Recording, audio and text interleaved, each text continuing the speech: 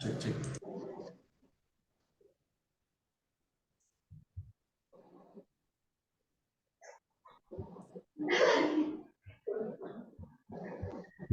Iring-iring jam-jam begini.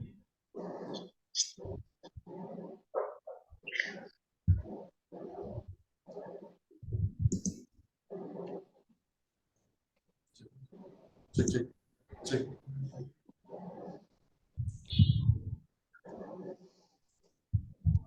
Cek, cek, cek, cek.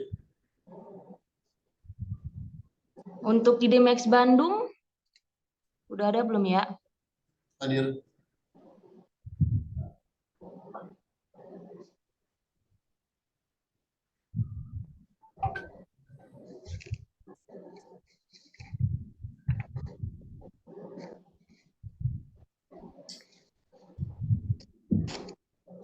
Di DMX Makassar, ini kayaknya ada trouble deh.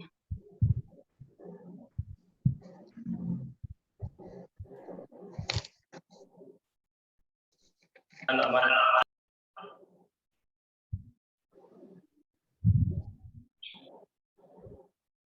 Cek, cek.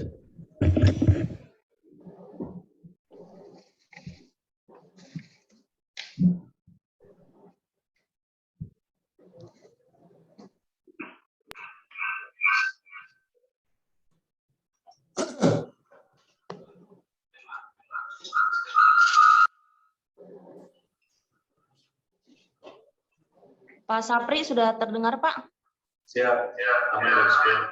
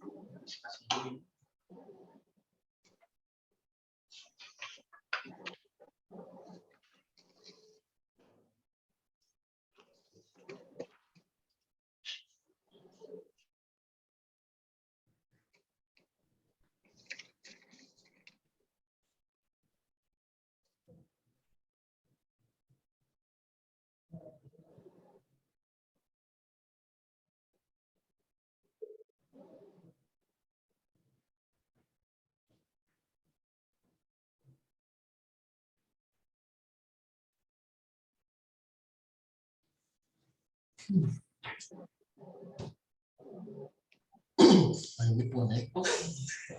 Ini Pak.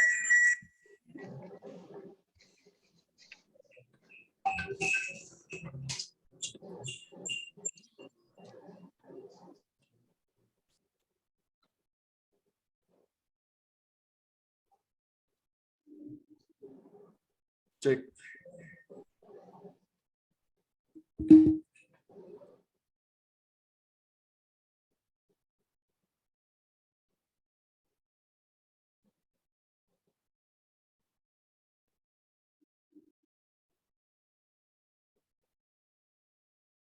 Cek, cek.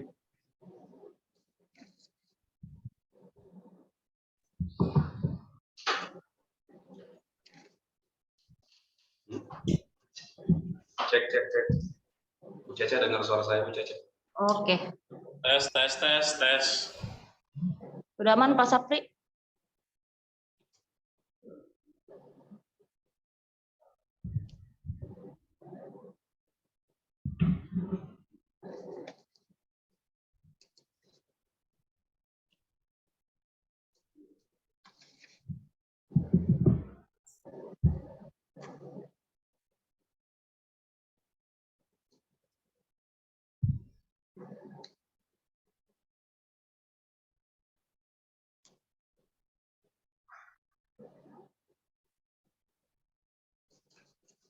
Mungkin kita buka aja ya live Zoom pada malam hari ini. Assalamualaikum warahmatullahi wabarakatuh. Dan selamat malam.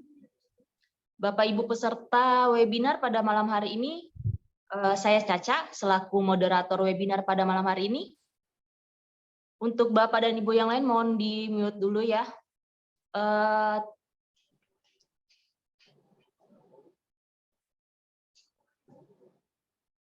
Oke. Jadi tema kita pada malam hari ini yaitu trading praktis profit fantastis. Jadi yang perlu Bapak dan Ibu partisipan tahu, live Zoom ini gebrakan baru yang diberikan oleh PT Didimex Berjangka agar Bapak, Ibu, serta masyarakat Indonesia dapat mengetahui mengenai ilmu bisnis yang bakalan dipaparkan nih. Jadi sembari menunggu peserta webinar pada malam hari ini, telah hadir pula narasumber kita, yaitu ada Bapak Mr. Sonson dari Didimex Bandung selaku Global Market Analyst. Selamat malam, Bapak. Malam. Oke. Yang kedua ada Bapak Mr. Solik dari Didimex Yogyakarta selaku Global Market Analyst. Selamat malam, Pak. Selamat malam juga, Mbak. Apa kabar nih, Pak? Saya mawon. Terus yang ketiga nih, coach andalan saya. Ada Bapak Mr. Sapri dari Didimex Makassar selaku Global Analyst Market. Selamat malam, Pak. Malam, Bebsko. Jadi setelah Bapak-Bapak yang ganteng ini menyampaikan materi yang akan diberikan, kita juga akan membuka sesi tanya jawab nih. Jadi untuk Bapak Ibu partisipan dipersilahkan untuk menyiapkan pertanyaan. Jadi mungkin untuk mempersingkat waktu ya, untuk pemateri pertama yaitu Bapak Mr. Sonson, dipersilahkan Pak. Oke, terima kasih Ibu Caca dari Makassar. Oke, saya izin share screen-nya dulu ya.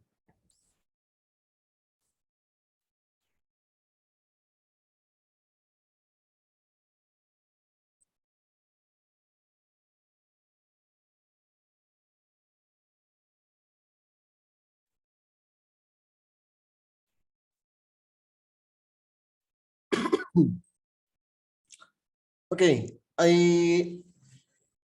kalau ini sudah tampil ya tampilannya. Ya, sudah Pak. Oke, terima kasih. Oke, untuk mempersingkat waktu, saya akan mulai untuk materi pertama ini. Ya. Itu kenapa bisa trading itu praktis ya. Jadi kalau kita tahu kan, atau mungkin banyak orang juga yang belum tahu, trading itu ngomongnya sulit. Ya.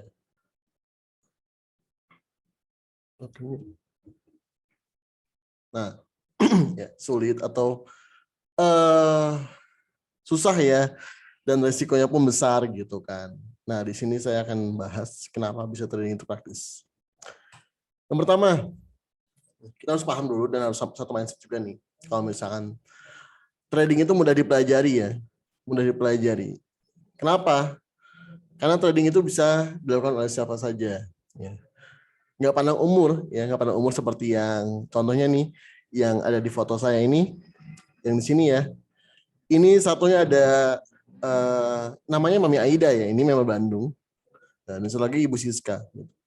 Jadi ya ini benar-benar bisa dilakukan oleh siapa aja selagi kita mau ya, bukan susah tapi selagi kita mau ya, selagi kita mau untuk belajar gitu. Karena trading ini simpel banget. Apalagi yang kita tahu ya, sekarang tuh kan pasti pakai HP ya, apapun ya. Nah, kalau misalnya udah operasi yang HP yang lancar, pasti trading juga bisa gitu. Semudah menggunakan WhatsApp ini tuh trading itu. Dua, banyak teknik mudah dan simple untuk menciptakan profit di trading forex. Banyak banget. Trading itu nggak susah. Mau mencari profit pun sama, simple banget. Teknik yang susah ada, banyak banget. Tapi kalau misalkan teknik yang simple aja udah bisa bikin profit, ngapain kita mesti pakai teknik yang susah gitu? Contohnya ya, yang paling sering digunakan oleh Didimex Bandung itu ada 3 candle di sawu ya, 3 candle di sawu, lalu ada juga yang namanya teknik money hunter ya, yang paling sering dipakai gitu. Itu dulu simpel banget ya. Kalau money hunter biasanya moving average, kalau 3 candle itu hanya rules dari karakteristik mata uang. Maksudnya tuh komoditi emas gitu.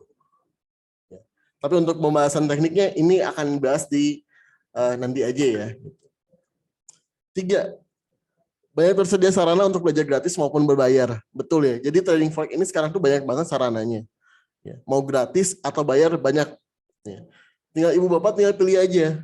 Pilih aja mau yang mana nih. Gitu ya. Mau berbayar boleh. Mau gratis silakan.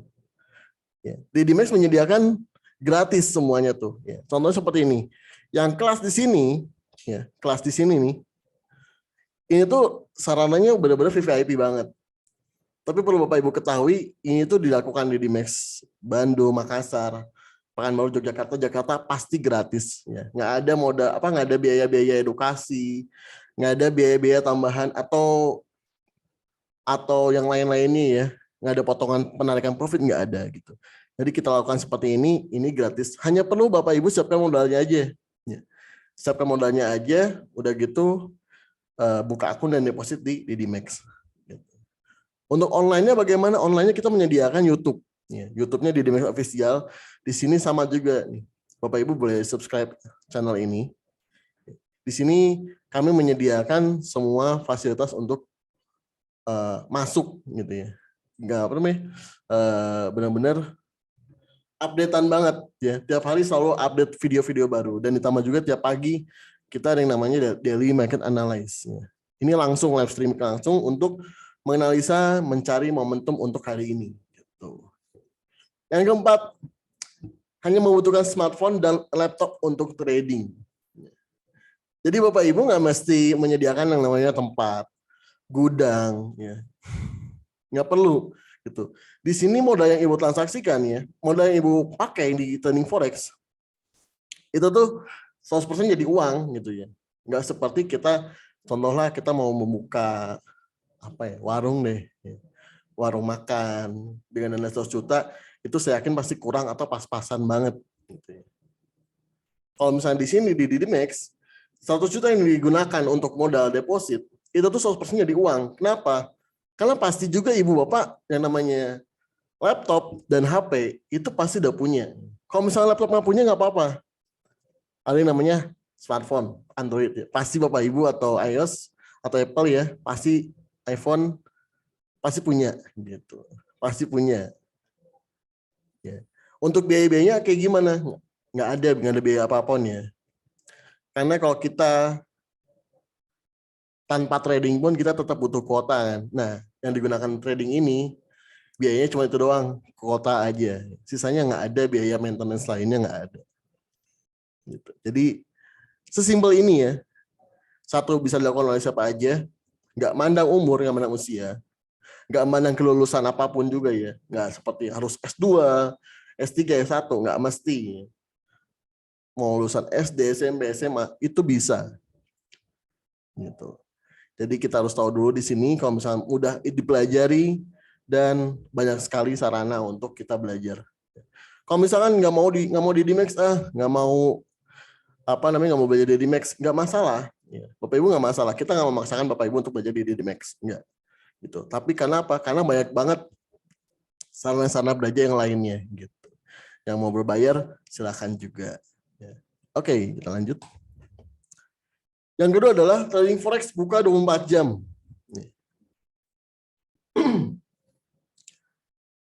Di sini maksudnya apa? Ya itu tadi ya. Trading forex itu buka 24 jam. Kita beda seperti pasar ya. Kalau misalnya di pasar ya. Kalau di Bandung itu ada yang namanya pasar Andir ya.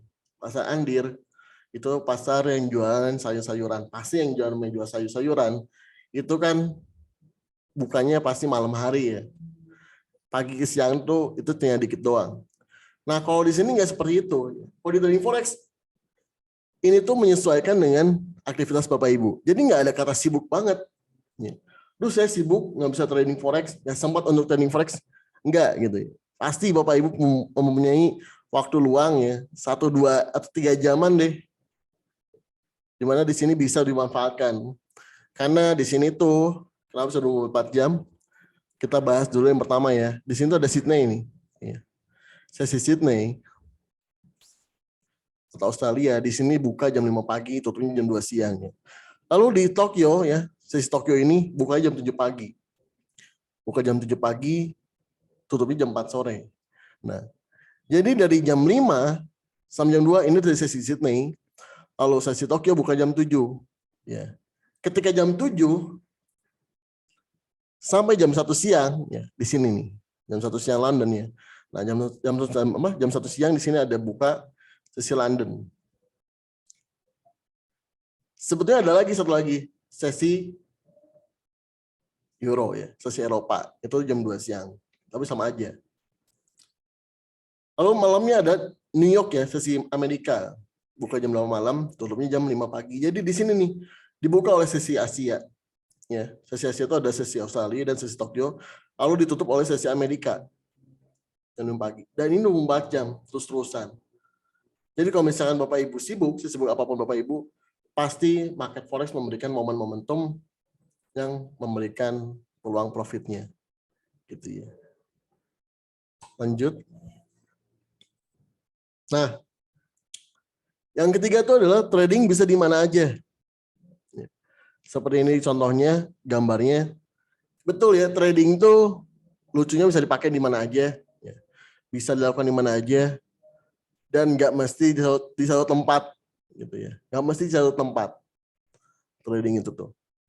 Contoh seperti ini, kita ngadakan di kafe ya. Ini ada kafe ini di Kebumen nih. Ya. Ada di Kebumen, ada juga di rumah. Ya. Di rumah pun bisa. Ya. Di rumah kalau misalkan Bapak Ibu orangnya nggak suka keramaian atau bagaimana, di rumah pun bisa. Lalu ini apa? Di food court ya, di food court pun bisa juga. Gitu. Jadi di mana aja bisa, nggak mesti Bapak Ibu mau rokok dulu, nggak mesti bar kantornya dulu, gitu. Nggak perlu. Gitu. Bapak Ibu bisa trading di mana aja, mau di jalan atau dimanapun bisa. Seperti juga ini sama nih, kalau yang bawah pojok kiri bawah ya, ini di Cafe Trader Didimax itu. Jadi Cafe Trader yang disediakan oleh Didimax Pusat Bandung. Dan ini biasanya kita rame. Ya. Tiap malam itu selalu rame oleh member-member ataupun non-member yang mampir ke Cafe Trader ini.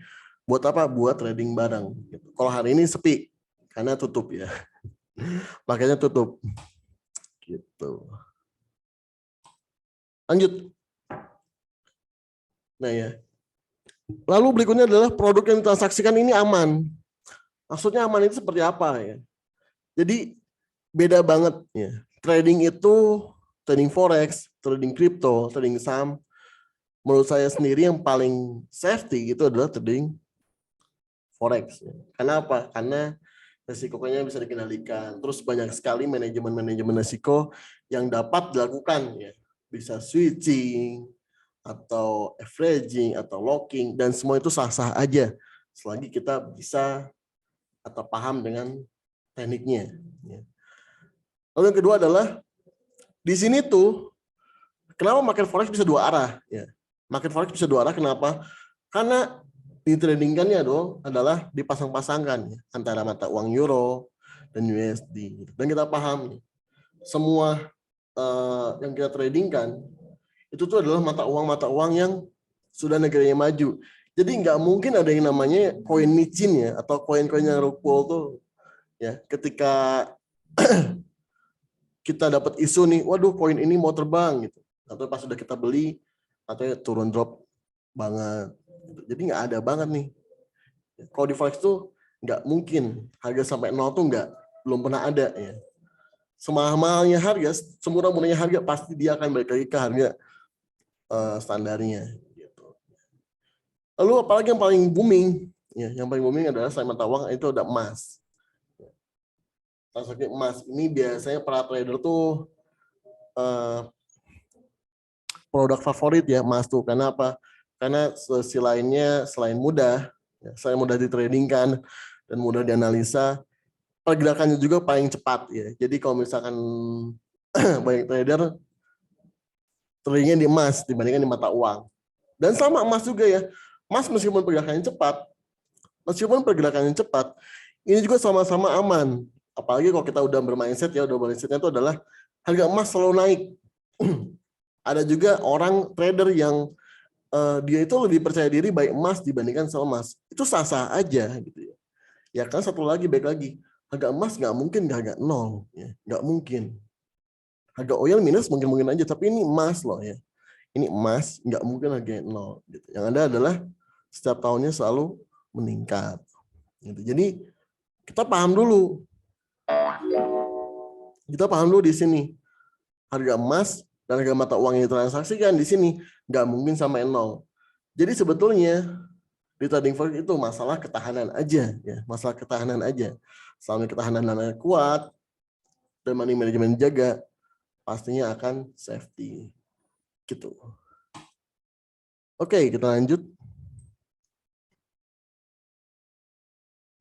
Oke, untuk pertanyaannya nanti ya Bapak Ibu ya di akhir.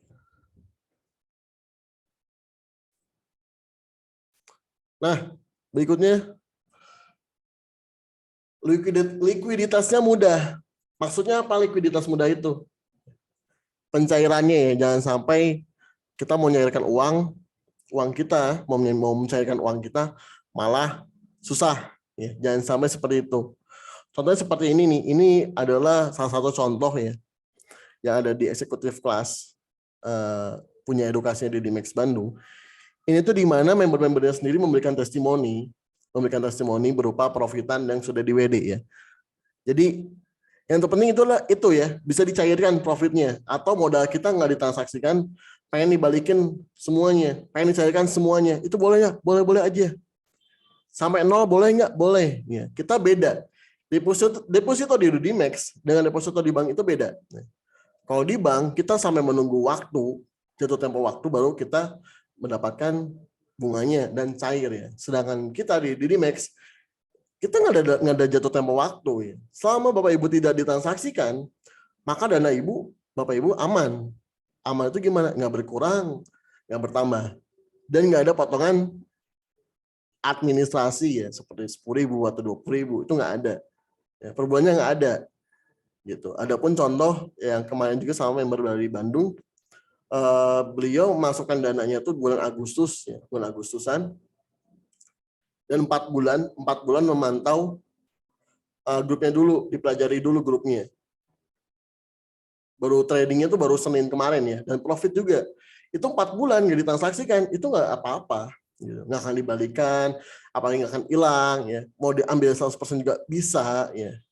Tapi itu yang pastinya ya, nggak ada potongan, apalagi kita mau menarik profitan pada saat belum jatuh tempo ya. Contoh kalau deposito kan per bulannya udah dapat bunganya nih sekian persen. Tapi selama belum jatuh tempo itu kalau diambil kan tetap kena cas ya, kena penalti ya. Nah kalau di Dinmax nggak ada sama sekali ya Ibu Bapak ya.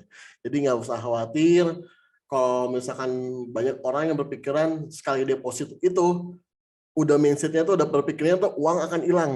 Ya, pasti begitu ya. Deposit sama dengan uang akan hilang, nggak begitu. Ya.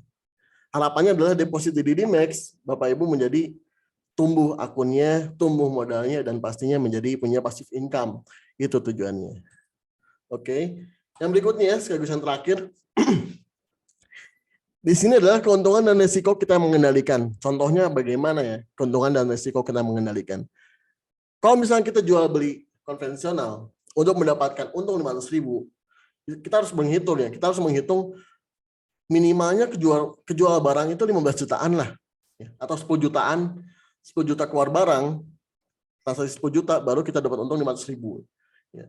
Kalau misalkan di trading forex itu nggak perlu begitu Bapak Ibu ya, nggak perlu yang namanya mencari pembeli, ya. Mencari pasar untuk siapa yang mau beli barang kita nggak perlu gitu. Kalau di kita benar-benar yang ada kita sendiri gitu, kita sendiri yang menentukan kerugian, kita sendiri yang menentukan keuntungan, ya. Jadi benar-benar kita menjadi bos sendiri gitu. Yang terpenting kalau misalkan kita ada teman kita trading juga, itu nggak kesaingan ya, beda dengan misalkan contohnya di Tanah Abang nih kita jual emas ya, atau Tanah Abang jualan apa ya? Jualan baju ya, Tanah Abang jualan baju gitu. Jualan baju udah gitu, tadinya nggak ada orang lagi nih jualan baju, cuma kita doang. Ya. Omsetnya bagus. Ketika nggak taunya ada yang jual baju juga di depan kita, itu omset kita malah jadi berkurang. Kenapa? Karena jadi ada dua pilihan. Ada dua pilihan toko untuk beli bajunya, antara ke toko A atau ke toko B. Ya. Beda dengan trading forex. Kalau trading forex, teman kita teman kita trading ya, bersebelahan sama kita sekalipun, nggak ngaruh apa-apa, malah kita seneng, ya, malah kita seneng. Senengnya apa? Akhirnya ada teman diskusi, ada teman sharing. Untuk mengambil profitnya pun nggak bisa ya. Contohnya hari ini saya profit $100, ya, $1.000, $100. Karena ada teman ikutan trading, saya jadi berkurang nih profitnya nih, jadi berkurang $50. Ya. Nah itu enggak, kalau di trading forex nggak seperti itu ya Bapak Ibu ya. Kalau di trading forex, semakin banyak teman yang trading, itu semakin seru. Pastinya bagaimana? Pastinya bakal ada dua kubu ya, yang satu buy, yang satu sell. Itu tuh pasti gitu. Tapi yang pastinya nggak akan berpengaruh terhadap omset Bapak Ibu. Kalau misalkan Bapak Ibu bareng-bareng tradingnya sama teman, tetangga, atau yang lain-lainnya, itu akan berpengaruh terhadap omsetnya atau profitnya. Kalau kerugian juga sama ya, rugi juga nggak akan ngaruh. Nggak akan ngaruh apa-apa kalau kerugian juga. Gitu. Dan saya pun sama ya, ini saya di sini trading bareng-bareng, dan untuk mendapatkan profit 3.500 ini, ya udah masing-masing aja gitu sama mentor-mentor yang lainnya. Gitu. Hanya aja kalau misalnya di sini tuh ya ada yang namanya grup, ya, grup signal, dan ini hasilnya pasti sama dengan member yang ada di Bandung. Gitu. Profit segini kalau di WD, apakah ada bagi hasil? Nggak ada ya. Nggak ada bagi hasil. Kita di Dimex nggak mengambil profit sepeser pun dari Bapak Ibu. Gitu. Tapi yang ada apa? Yang ada adalah biaya transaksi. Yaitu biayanya ada biaya script dan komisi. Untuk swap, kita di Dimex sudah dihilangkan selama 40 hari ke depan. Ya, tapi kan nggak mungkin juga kita floating sampai 40 hari. Ya. Kalau misalkan kita trading sampai floating 40 hari, ya mungkin perlu evaluasi kembali bagaimana tradingnya. Seperti itu. Oke, sekian dan terima kasih. Saya Sonson dari Bandung. Silakan Ibu Caca. Oke, terima kasih Pak Sonson dari Bandung. Ternyata trading itu sangat simple banget ya. Ya, betul. Oke, untuk yang mau bertanya itu nanti ada sesi di akhir ya. Jadi silahkan mengumpulkan dulu pertanyaannya, nanti para master bakalan jawab satu-satu pertanyaannya. Oke, untuk yang kedua, pemateri kedua itu ada Bapak Mr. Solik. Untuk Bapak, dipersilahkan Pak untuk memaparkan materinya.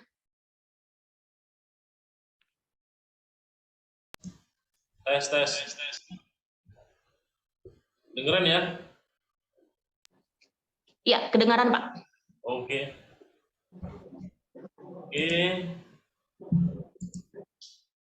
Sesuai judulnya, salam kenal semuanya. Sebelumnya, teman-teman semuanya, saya dari Dimex Yogyakarta. Kenalkan, first time teman-teman isi sama teman-teman, apalagi sama Coach Sony, sama Coach Api, salam kenal juga. Oke, saya lanjutkan materi dari yang bahasan Coach Sony sesuai trading judul ya. Trading praktis, hasilnya fantastik. Ya. Jadi kalau boleh dibilang sangat wow sekali kan untuk ukuran perdagangan digital gitu. Jadi apa yang membedakan perdagangan digital sama perdagangan konvensional? Tentunya ya sudah seperti yang dijelaskan sama Coach Sony tadi ya, hal-hal yang lebih fleksibel dan lebih kapanpun, dimanapun berada. Saya share materi dulu. Udah ke-share?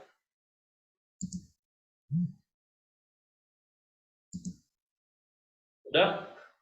Coba dicek nih. Belum ada Pak. Oh gitu.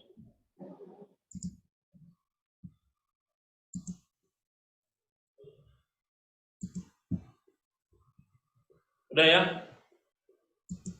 Oke, sudah Pak. Oke, saya mulai mungkin hal yang praktis, dan untuk memperoleh hasil yang fantastis itu sudah sendiri kan ada caranya ya. Ada caranya, nggak serta-merta kita dagang, apalagi dagang digital kayak trading forex itu sendiri, hasilnya wow itu sendiri. Ada ilmunya tentunya teman-teman sekalian. Jadi ada bahasan-bahasan yang perlu teman-teman mungkin kita ketahui, hal yang mungkin receh, remeh-temeh, tapi perlu digarisbawahi juga hal yang sangat penting untuk menuju sebuah goal yang seperti halnya kata tema hasil yang fantastik itu sendiri. Dalam hal ini saya menjelaskan tentang sedikit banyaknya tentang cara pengaturan dana, pengelolaan dana, dalam hal ini money management. Jadi kalau teman-teman sebagai seorang trader, sebagai seorang dagang digital, falas, itu hal yang wajib sebetulnya teman-teman tahu tentang cara pengelolaan dana. Kenapa? Semua perdagangan pada umumnya, dimana kalau misalnya bisnis apapun ya, dagang apapun, kalau kita tidak bisa mengelola dana dengan baik, tentunya juga hasilnya nggak akan bagus gitu. Tapi sebaliknya kalau kita bisa mengelola keuangan, dana, modal bisnis kita, itu hasilnya juga akan bagus gitu. Begitu pula dengan trading ini gitu. Dalam hal ini mungkin bisa dikatakan istilahnya money management yang baik dalam trading itu sendiri hal kewajiban bagi seorang trader untuk tahu itu sendiri ya. Money management, apa sih sebetulnya money management itu sendiri? Jadi istilah pokoknya kaidah dasarnya ya tentang pengelolaan dana pada akun kita gitu. Dalam hal ini bisa berupa lot, pengaturan lot, mungkin bisa tentang gimana cara mengatur batasan kerugian dan keuntungannya, jaraknya gimana, jaraknya seberapa dalam, serealistis apakah kita mencari profit, itu juga bagian dari money management yang baik sebetulnya, bagian dari pengaturan dana yang baik, dan ujung hasilnya juga akan bisa dijadikan hasil yang maksimal, fantastik kalau dalam judul itu sendiri ya. Jadi MM atau money management sering sebetulnya dilupakan oleh trader karena pada dasarnya memang kecenderungannya ya seorang trader itu terfokus pada dua hal. Yang pertama ya teknikal, yang kedua ya fundamental biasanya. Fokusnya ya dua itu biasanya. Tapi ada satu sisi yang lain yang sering dilupakan itu, yaitu tentang pengaturan dana, dalam hal ini MM-nya, money management-nya yang baik dalam trading. Itu hal yang sering dilupakan tapi sangat penting untuk kita bisa istilahnya bisa dibilang profit konsisten, nanti bisa dibilang profit fantastik, bisa dibilang ya kita bisa meminimalkan resiko nanti bisa. Jadi ini sering dilupakan oleh trader, tapi penting gitu loh. Jadi kebetulan di sini kita bahas hari ini money management yang baik, tentang cara pengelolaan dana yang baik, gimana caranya, nanti kita akan kumpas sedikit banyaknya. Oke, saya lanjut. Jadi intinya money management semuanya itu tentang cara pengaturan dana trading kita. Itu banyak faktor, tentang lot bisa masuk, tentang stop loss atau take profit masuk, tentang risk ratio masuk. Jadi hal-hal yang berkaitan tentang pengelolaan dana, profit dan loss itu masuk ke money management sebetulnya. Jadi seberapa penting Kak, seperti yang tadi saya sempat utarakan, seberapa penting money management itu sendiri kan. Jadi kita nggak melulu berkutat pada fundamental maupun teknikal. Jadi ada bagian sisi dalam trading yang kita setidaknya harus tahu, bahkan wajib untuk tahu. Kenapa? Kalau kita bisa teknikal, kita bisa fundamental, Tapi kita tidak bisa mengatur cara penggunaan lot dalam transaksi, cara kita mencari berapa poin dalam profit, cara kita mengatasi batasan dari kerugian, itu juga percuma nantinya. Ujung-ujungnya nanti akan profit yang kita dapat akan tergerus dengan sekali loss itu biasanya. Kalau nggak ada penggunaan money management yang baik sebetulnya. Jadi seberapa penting? Sangat penting kalau menurut saya tentang money management. Karena yang pertama dari segi volatilitas harga ya. Jadi teknikal itu satu indikator, misalkan teknikal maupun fundamental kita bisa mengetahui pergerakan dari market, tapi volatilitas dari harga dari pasar itu cenderung beragam dan itu menyebabkan kapanpun kita bisa tidak sesuai dengan analisa, ya kan? Jadi kalau misalkan kita sesuai sudah set plan, misalkan plan di sini di area ini kita buy, tiba-tiba karena ada volatilitas yang beragam kayak gitu tentang berbagai banyak faktor, tiba-tiba turun tuh. Nah kalau kita tidak mempunyai money management yang baik, kita pasti akan kacau gitu. Cara mengatasinya gimana? Tekniknya ada yang sebagian tadi sudah dibahas oleh Master Samson. Bisa teknik hedging. Teknik hedging juga merupakan salah satu bagian dari money management kalau teman-teman tahu, karena semua usaha untuk meminimalisir resiko itu terkategori pada upaya money management. Jadi kalau kita tidak tahu cara mengatasi volatilitas yang sangat tinggi dalam market, tentunya kita akan sangat jauh dari apa yang dikatakan oleh tema tentang profit fantastik ya, yang itu. Jadi seberapa penting ya, sangat penting ya. Sama halnya kita belajar teknikal maupun fundamental gitu. Jadi kalau boleh ditambah ada teknikal, ada fundamental dan ada belajar tentang money management. Ya gitu. 3 lah istilahnya. Nah, apa saja sih yang baik tentang pengelolaan money management itu sendiri? Seperti yang dari awal saya jelaskan ya, bisa pengaturan lot, bisa pengaturan rasio, bisa tentang gimana cara kita mencari batasan, mengasih batasan kerugian dan mencari batasan keuntungan, itu juga masuk ke kategori money management. Dan saya detailkan lagi di sini cara mengelola. Ini dari sudut pandang saya, teman-teman. Kalau mungkin nanti ada yang merasa kurang ataupun nanti mungkin ada yang merasa berlebihan, nanti bisa ditanyakan di sesi pertanyaan. Untuk mungkin tips ya ini, cara pengelolaan MM yang baik, tips kelola money management yang baik. Yang pertama tentunya trading dengan memakai risk capital. Apa sih risk capital itu? Teman-teman kalau tahu ketika banyak kan di luar sana itu trading identik dengan uang hilang misalnya, trading dengan penipuan. Jadi kalau tradingnya saja sudah was-was, berarti dana yang harus kita tradingkan tentunya tidak boleh dana yang was-was juga gitu loh. Kalau was-was ketemu was-was ya biar kan gitu. Jadi risk capital itu apa? Risk capital dalam arti sederhana adalah uang dingin. Uang dingin yang harus ditradingkan teman-teman. Jadi ada sebagian dana yang kita tradingkan itu baik dia loss, baik itu profit, tidak mempengaruhi keuangan kita sehari-hari. Artinya itu. Jadi saran yang terbaik bagi seorang teman-teman yang mau memulai trading tentunya adalah tentang pendanaan, modal. Modalnya itu harus dana aman, modal dingin lah istilahnya. Jangan buru-buru, apalagi modal pinjaman. Jangan sampai, karena itu akan beresiko pada psikologis nantinya. Jadi satu hal kita dapatkan dari money management yang baik adalah pengelolaan dana. Jangan menggunakan dana yang risk capital.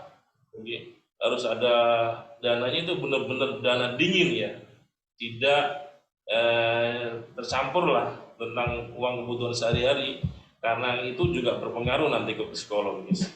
Oke, yang kedua,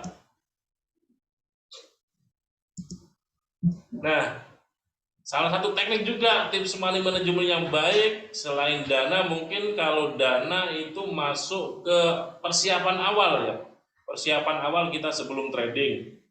Jadi setelah kita ada dana aman, kita tahu ilmunya, tahu tekniknya, tahu fundamental maupun teknikal. Nah, cara pengelolaan yang kedua yang bagus tentang money management adalah berani cut loss. Apa sih cut loss itu? Cut loss itu sendiri adalah menutup transaksi secara manual. Beda sama stop loss nantinya. Jadi seorang trader itu nggak harus mulu-mulu tentang berapa banyak profit yang harus didapat. Bukan. Karena trading pada hakikatnya bukan skema cepat kaya.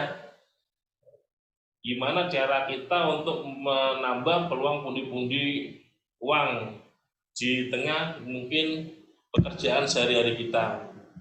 Jadi bisa pekerjaan sampingan yang mungkin hasilnya lebih besar daripada pekerjaan sehari-hari kita. Jadi money management yang baik, kita harus berani memberikan batasan seberapa besar sih kerugian kita kalau tidak sesuai dengan teknik yang kita ini pakai misalnya. Misal nih, modal berapa, modal 100 juta, maksimal berapa kita harus cut loss kita ketika ada floating minus, ketika kita udah mantap gak pakai stop loss, ataupun mungkin trading kita secara teknikal kita tahu bahwa market akan kembali, tapi sekarang lagi floating minus lumayan. Nah, kita juga harus pikirkan seberapa besar kerugian yang kita bisa tahan untuk menahan floatingan itu sendiri. Dalam hal ini kita harus berani untuk cut loss kayak gitu. Kalau memang sudah sesuai batasan yang kita ambil dalam awal sejak kita trading. Misal kita maksimal saya sekali trading tidak melebihi dari 5 juta ruginya dalam setiap transaksi. Itu juga batasan kerugian yang harus kita pikirkan dalam awal-awal dalam trading ya. Dalam arti ketika kita nanti akan menghadapi floating dari market, itu sendiri nanti kita akan tahu, kita sudah siap bahwasanya kita akan berhenti di rugi sekian. Ketika kita sudah tahu kerugian kita, artinya tidak ada jalan lagi untuk menutup kebimbangan ketika akan ada lonjakan harga. Kita udah banyak kan istilahnya itu, kita kuat untuk menahan floatingan minus, tapi kita tidak kuat untuk menahan floatingan profit kayak gitu. Banyak hal kayak gitu faktornya. Ya faktornya karena kita tidak mempersiapkan kerugian di awal-awal trading kita. Jadi trading pada hakikatnya adalah seberapa besar kita menaruh resiko dalam setiap transaksi. Karena namanya perdagangan, apalagi perdagangan yang volatilitasnya tinggi, itu tidak menutup kemungkinan kerugian itu pasti akan terjadi, ya kan? Kalau kita tidak siap dengan kerugian, mustahil kita bisa dengan cermat mengatasi ketika ada floatingan market kayak gitu. Jadi yang pertama modal, kapital, modal dingin. Yang kedua berani cut loss, berani rugi berapa setiap transaksi dalam trading. Itu juga masuk money management yang baik. Selanjutnya pemakaian lot seperti yang saya tadi bilang. Pemakaian lot ini sangat penting sekali, berkolerasi mungkin dengan leverage ya. Artinya daya ungkit setiap broker, setiap trading, setiap trader beda-beda pemakaiannya. Ada 1:100, ada 1:200. Kalau di DMAX sudah mulai 1:400 ya paling tinggi. Jadi pemakaian lot itu disesuaikan sama balance kita, dana kita. Jadi seberapapun besar modal yang kita tradingkan, kalau kita tidak bisa mengatur penggunaan lot, itu juga lama-kelamaan juga akan habis juga, saya yakin itu. Seberapapun besar modal kita, kalau kita tidak bisa mengatur cara penggunaan lot, pasti akan habis. Pasti itu. Mungkin hari ini profit sekian besar, tambah kita greedy-nya kalau kita nggak bisa mengatur lot, tambah lot. Tapi nggak sesuai, biar juga. Ingat, semakin besar lot, memang semakin besar profit yang bisa didapat. Tapi itu setara dengan kerugian kalau nggak sesuai. Jadi penggunaan lot yang baik atau ideal dalam setiap trading itu disesuaikan dengan dana kita, kondisi dana kita. Misal modal 100 juta, maksimal ya udah satu lot itu aja kalau yang baik. Ya, bukan berarti satu lot kita langsung transaksikan semuanya, bukan. Jadi bisa dibagikan nanti kan. Dalam satu lot itu mungkin bisa kita bagi-bagi menjadi 0,1 sampai 10 kali, atau 0,2 5 kali, atau 0,3 3 kali, atau bahkan 0,5 2 kali kayak gitu. Jadi apakah bisa menggunakan lot yang besar? Bisa. Tapi ingat, resikonya ketika kita pakai lot yang besar setara dengan kerugian yang besar pula. Apakah kita siap secara mental menghadapi kerugian yang besar? Saya kira tidak. Seorang bisnismen apapun kalau namanya rugi, pasti akan ada saatnya down juga gitu. Seberapa kuat mental kita kalau kita lihat, apalagi dana kita memang sudah dana mentok kita buat trading dana segini, tiba-tiba floating rugi sekian, itu juga akan mengaruh pada mental juga. Jadi lot yang baik idealnya disesuaikan dengan modal yang baik. Jadi seberapa modal disesuaikan. Modal 50 juta, modal 30 juta, modal 100 juta, beda pemakaian lotnya kayak gitu. Modal 1M, beda pemakaian lotnya. Terlalu kecil misalkan, jadi sesuaikan sama risk ratio-nya kayak gitu. Terus yang keempat, nah tadi yang kedua itu cut loss, sekarang yang keempat adalah memakai wajib sebetulnya.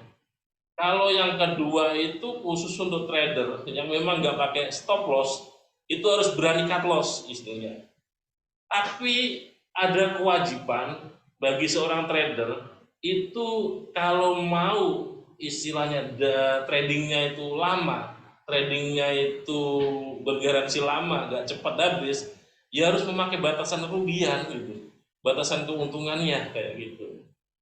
Jadi cut loss itu secara mandiri kita harus berani meresikukan berapa kalau floating, tapi sedangkan stop loss itu secara otomatis kita set dari awal kita berani rugi berapa gitu. Setiap trading kita pakai 0,1, kita berani rugi berapa nih, 500.000, oke, profitnya berapa, 1 juta, udah kita set, kita tinggal gitu. Secara money management yang baik, kalau sudah dikasih batasan stop loss maupun batasan profitnya, take profitnya, mau kita tinggal bagaimanapun, mau bergejolak kayak manapun market, ya kan nggak akan ngaruh apa-apa gitu. Karena kita sudah tahu hasilnya antara nyentuh TP duluan atau nyentuh SL duluan. Gimana kalau misalnya banyak ya kayak gini mentalitasnya itu. Ketika kita sudah memasang stop loss, misalkan stop loss kita sell stop loss 3 poin, di atasnya misalkan di atasnya resisten, tiba-tiba kesentuh, baru tuh turun menyentuh TP. Wah, harusnya saya nggak pasang stop loss dong. Banyak yang gitu. Iya, kalau misalkan market saat itu kembali, kita nyentuh stop loss. Bayangkan kalau misalkan market saat itu bablas sampai naik terus, berarti kita untung dong dapat stop loss kayak gitu. Jadi hal-hal yang ya istilahnya membuat kita rancu pada trading itu harus kita singkirkan. Jadi trading dengan seobjektif mungkin itu yang harus kita pahami.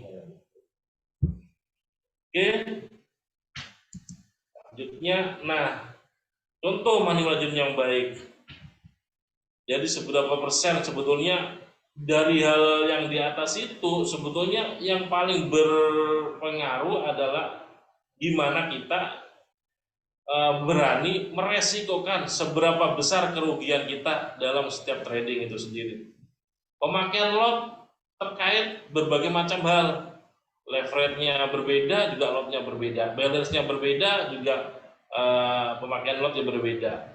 Jadi secara umum money management itu gimana caranya kita bisa meresikokan angka kerugian dalam setiap transaksi kita. Berapa persen sih kerugian dari modal yang kita transaksikan? Misal kita modal 100 juta. Modal 100 juta, kita bisa sanggup menerima loss secara keseluruhan itu berapa persen? Misalkan dari modal 100 juta, saya sanggup menerima loss sekitar 40%, misalkan 40% dari 100 juta. Kalau secara keseluruhan trading kita sudah loss 40%, hook dulu istilahnya, mandek dulu dalam istilah Jawa, berhenti dulu. Ada yang salah berarti dengan trading kita. Evaluasi diri kayak gitu. Kalau kita gak kasih batasan dari awal trading kayak gitu, batasan kerugiannya, ya seberapapun besar itu akan habis juga kalau gitu.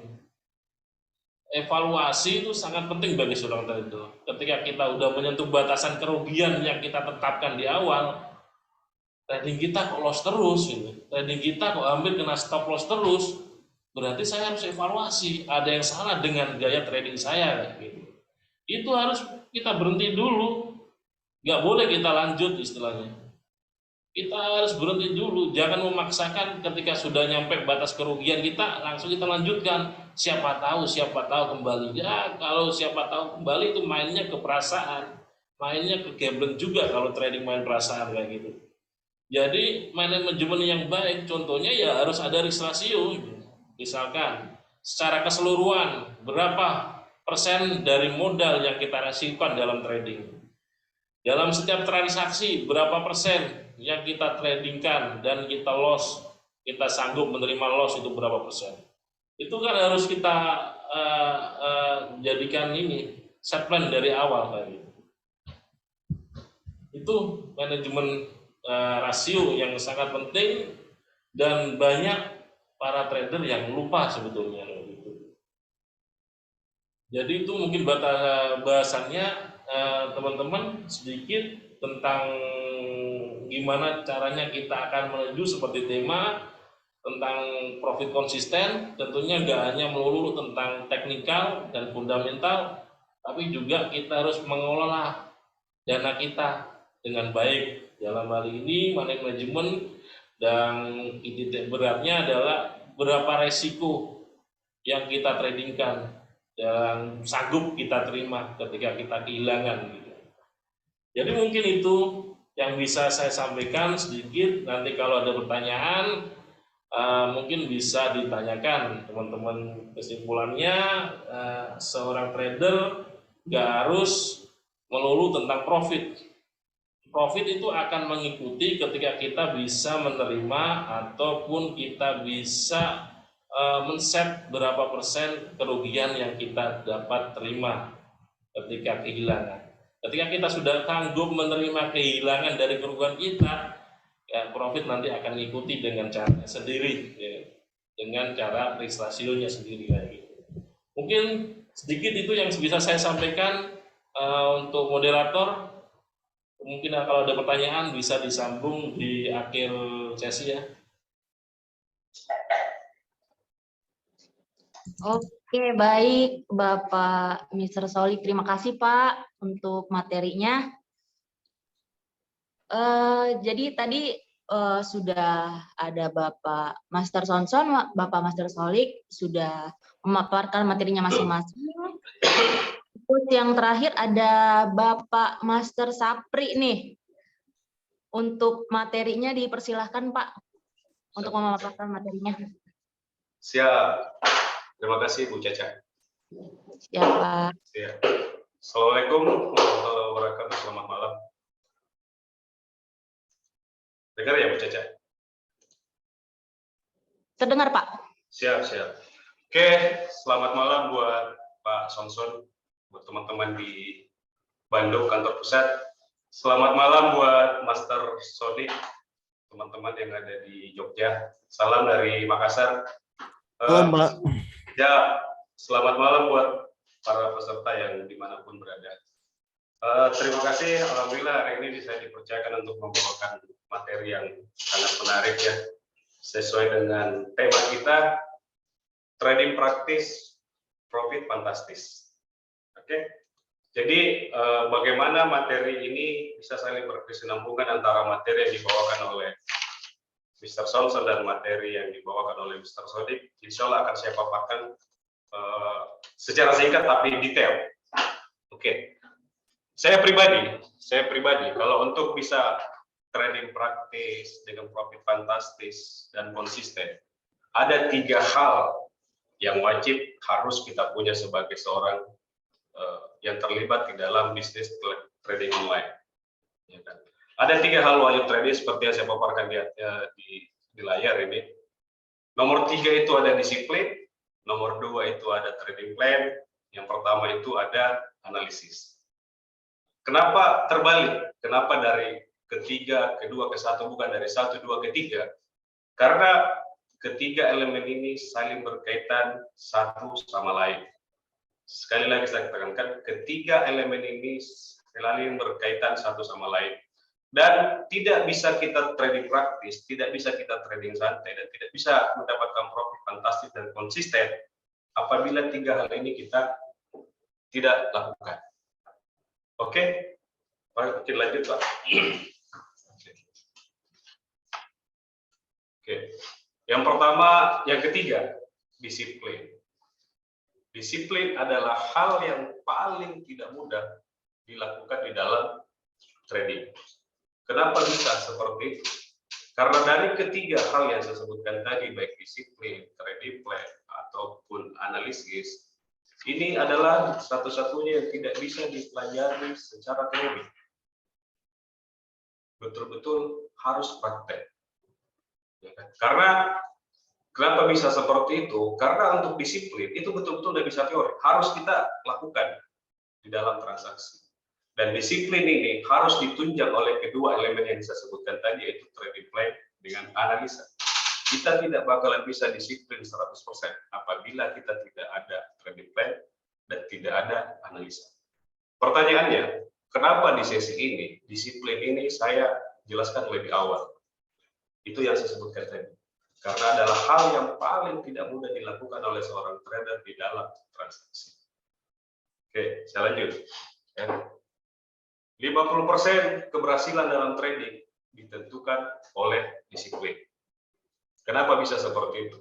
Kita mungkin sama-sama tahu, mungkin sudah dijelaskan dulu sama Mr. Sonson, bisa dijelaskan tadi Mr. Sondi. 50% keberhasilan dalam trading ditentukan oleh disiplin. Kenapa? Kita ambil contoh lah, hampir semua kita pernah merasakan, bahkan yang sampai saat ini pun masih merasakan ini. Di saat kita transaksi, ada trading plan yang kita buat. Buy di area sekian, TP di sekian, risk management di sekian. Tapi apa yang sering terjadi? Di saat kita buy anggaplah 1.800, ya kan, target 5 poin. Posisi kita lagi running profit 3 poin. Apa yang sering terjadi? Posisi kita kan manual sementara TP belum terjebak. Itu karena disiplin. Tapi yang paling sering terjadi adalah di saat kita ambil posisi buy, ternyata market turun, ada stop loss 5 poin. Yang sering terjadi stop loss kita geser. Setelah kita geser dari 5 poin menjadi 10 poin, market lanjut turun, stop loss kita rubah. Kita geser lagi ke bawah. Akhirnya stop loss itu hilang. Apa yang terjadi? Ya kan, contoh, sebagus apapun analisa kita, sebagus apapun trading plan kita, yang terjadi, katakanlah 10 kali transaksi, 9 kali benar, 10 kali salah. Tapi sayangnya 1 kali salah ini, floating loss-nya lebih besar daripada 9 kali profit. Itu efek dari tidak disiplin. Jadi sangat pentingnya disiplin, sampai 50% keberhasilan dalam trading itu ditentukan oleh disiplin. Tapi yang paling penting dalam transaksi adalah, dan yang paling penting dalam disiplin adalah, dengan disiplin kita menciptakan metode trading yang teruji. Ya kan? Metode trading yang teruji seperti apa? Jadi orang yang bisa profit fantastis, orang yang bisa trading praktis, orang yang bisa trading santai, ya kan? Itu bukan orang yang trading dengan gaya yang berubah-ubah. Tidak ada pola, tidak ada metode, dan tidak ada cara yang paten. hari ini scalping, besok day trade, besok swing, long term dan lain-lain. Itu tidak ada polanya gitu. Kalau tidak ada disiplin, kita tidak bakalan bisa menciptakan metode trading yang teruji. Contoh, kita scalping. Kalau kita scalping, kita harus disiplin. Maka cara trading kita adalah scalping. Karena dengan itu kita bisa menghasilkan. Tapi metode apapun yang kita gunakan itu tidak bisa menjadi metode yang teruji apabila disiplin itu tidak kita jalankan. Sekali lagi saya ulangi, 50% keberhasilan dalam transaksi itu didapatkan dari orang yang trading yang betul-betul dengan disiplin. Pertanyaannya selanjutnya, bagaimana caranya kita bisa disiplin dalam transaksi? Nah, sementara biasa kita dengar di seminar-seminar di tempat lain dan lain-lain bahwa dalam transaksi itu psikologi trading itu sangat menentukan keberhasilan dalam transaksi. Psikologi ini sangat berkaitan dengan yang namanya disiplin. Pertanyaan selanjutnya, disiplin ini bagaimana caranya kita disiplin? Harus ada faktor penunjang. Harus ada faktor penunjang supaya nasabah itu bisa betul-betul disiplin. Sama dengan kita. Gitu. Tidak mungkin orang bisa disiplin begitu saja tanpa ada hal-hal penunjang yang seperti yang saya sebutkan tadi. Oke. Jadi, saya lanjut ya. Disiplin sudah. Apa kaitan disiplin dengan elemen-elemen yang saya sebutkan tadi? Yaitu adalah trading plan. Kita tidak bakalan bisa disiplin di dalam transaksi apabila kita tidak punya yang namanya trading plan. Apa manfaat dari trading plan? Dengan adanya trading plan, kita bisa mapping area. Katakanlah transaksi di forex lah, euro USD, GBP JPY, GBP USD, ataupun mungkin yang paling familiar adalah XAU USD. Dengan trading plan, ya kan, kita bisa mapping area. Mapping area seperti apa yang namanya mapping area? Mapping area kita bisa membaca trend mau trend up atau down. Kita bisa tentukan area support dan area resistance. Kita bisa tentukan target dan risk manajemennya. Tentukan mapping areanya, tentukan area entry-nya, jalankan dengan disiplin. Ya kan? Mapping area, dengan trading plan kita bisa mapping area, dengan trading plan kita bisa menentukan area entry, dan menentukan risk dan reward ratio. Ini yang sangat berkaitan yang namanya disiplin yang saya sebutkan tadi. Ya kan? Menentukan risk dan menentukan risk ratio dan dijalankan dengan disiplin. Insya Allah kita bisa profit konsisten, kita bisa trading praktis, dan kita bisa profit fantastis. Oke, saya jelaskan ya. Salah satu hal yang ada dalam trading plan adalah mapping area. Yang kedua, menentukan area entry, buy atau sell. Yang ketiga, menentukan target dan resiko. Dan yang keempat, yang paling penting juga dalam trading plan ini, buatlah jurnal, minimal portofolio per bulan. Buat jurnalnya supaya ada yang bisa kita koreksi apa yang salah dengan mapping area yang kita bikin. Ya. Dengan trading plan yang kita bikin, jalankanlah trading plan itu dengan disiplin. Trading plan, keberhasilan dalam transaksi itu adalah 25%. Masih lebih besar persentase disiplin. Disiplin persentase keberhasilan dalam transaksi 50%, trading plan cuma 25%.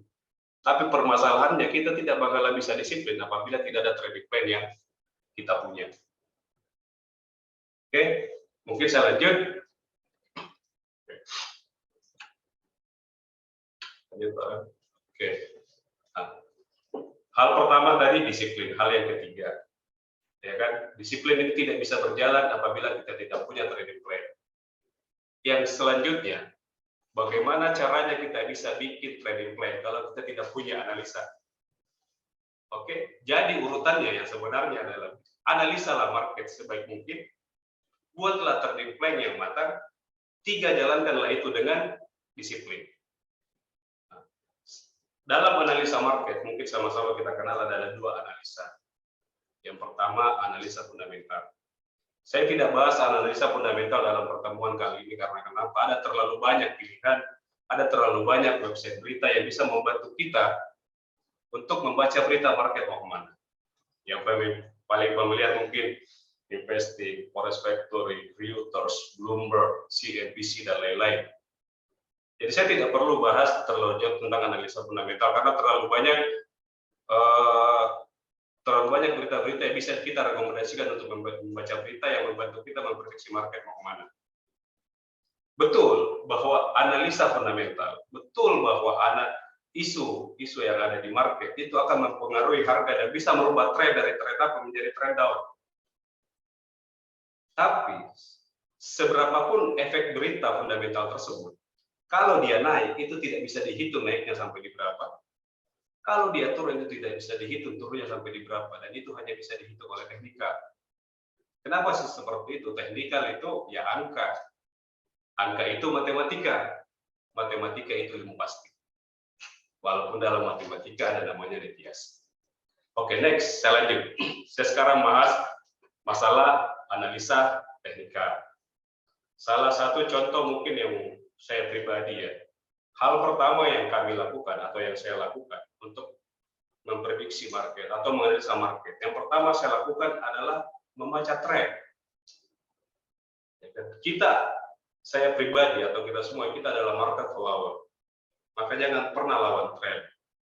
Follow the market, follow the trend, ikutilah tren. Maka hal pertama dalam menganalisa yang saya lakukan adalah bagaimana kita membaca tren. Up or down. Nah, di sini saya tampilkan analisis teknikal untuk membaca tren market menggunakan indikator dinamis yang mendahului harga. Dan salah satu indikator standar bawaan MetaTrader, salah satunya adalah Ichimoku. Saya tampilkan seperti ini, saya sedikit edit, buat membantu kita membaca pergerakan market mau kemana. Ingat ya, membaca tren. Hal pertama yang harus kita lakukan untuk menganalisa market adalah membaca tren sebelum kita tentukan buy atau sell. Yang kedua, jangan pernah melawan tren. Dari hasil analisa yang kita bikin, anggaplah ini trend up, maka haram hukumnya ambil posisi sell walaupun itu adalah aksi taking profit. Karena dia trend up, maka posisi yang kita ambil adalah buy. Pertanyaannya, buy di berapa, di mana buy-nya, berapa targetnya, berapa risk management-nya. Dan salah satu rekomendasi saya adalah untuk membaca tren market, kita menggunakan salah satu indikator bahwa MetaTrader, indikator dinamis yang mendahului harga. Salah satu rekomendasi saya adalah indikator Ichimoku. Oke, next. Ini masuk lagi ke masalah analisa. Masuk ke masalah analisa market. Ya kan? Pertama kita membaca tren, market mau kemana sih? Saya pribadi, kalau untuk membaca pergerakan market, saya selalu menggunakan indikator dinamis yang mendahului harga. Karena statement yang sering terjadi apabila kita ketemu dengan teman-teman kita di luar sana yang fundamentalis, atau teman-teman kita ketemu dengan teman-teman kita yang monicin, yang broker luar gitu, ya betul-betul fundamentalis, pertanyaan mereka seperti ini. Indikator dinamis adalah indikator yang bergerak setelah harga terbentuk. Artinya, harga bergerak, indikator baru ikut. Pertanyaan mereka, kenapa kita mesti ikut indikator sementara harga bergerak duluan? Betul yang mereka bilang. Kenapa kita mesti ikut indikator dinamis yang tercipta setelah harga terbentuk? Kenapa kita tidak menggunakan harga saja? Tadi itu sering ditanyakan, baik di forum atau ketemu langsung oleh teman-teman kita yang fundamentalis. Tidak ada yang salah dengan fundamental, atau buktinya banyak yang profit dengan analisa fundamental. Cuman, kalau saya pribadi, di sini sedikit saya memberikan sharing mungkin ya, mohon izin sebelumnya, membaca pergerakan market menggunakan indikator dinamis yang mendahului harga, dalam hal ini moving average. Kenapa saya pakai moving average? Karena moving average atau saya adalah indikator sejuta umat yang digunakan hampir semua cabang di DMAX, baik Bandung, Makassar, dan lain-lain, Jogja, Pekanbaru, dan hampir digunakan oleh semua perusahaan pialang yang ada di Indonesia. Makanya saya pilih malam ini materinya adalah moving average. Tapi moving average yang digunakan adalah moving average standar yang tidak mendahului harga. tetap indikator dinamis yang terbentuk tercipta setelah harga itu terjadi. Sementara moving average itu bisa kita setting bergerak mendahului harga untuk membantu kita membaca pergerakan market 1 jam, 4 jam, 5 jam, 1 hari, 1 minggu, 1 bulan ke depan. Mungkin contohnya seperti saya tampilkan di gambar. Ini moving average. Sama-sama kita tahu moving average itu moving adalah indikator dinamis yang bergerak setelah harga terbentuk. Tapi dalam layar yang kita lihat sama-sama ini, indikator moving average itu bisa bergerak mendahului harga. Oke, analisa, bacalah tren mau kemana, lihatlah pergerakan market seperti apa. Dari analisa tersebut, bikinlah trading plan yang matang. Dari trading plan yang matang itu jalankanlah dengan disiplin. Insya Allah materi kita malam ini, trading praktis, trading santai, profit fantastis, profit konsisten, itu bisa kita tercapai. Tapi buat saya pribadi, ya, dalam bisnis apapun sebenarnya, orientasi pertama kita pasti kejar profit, itu pasti.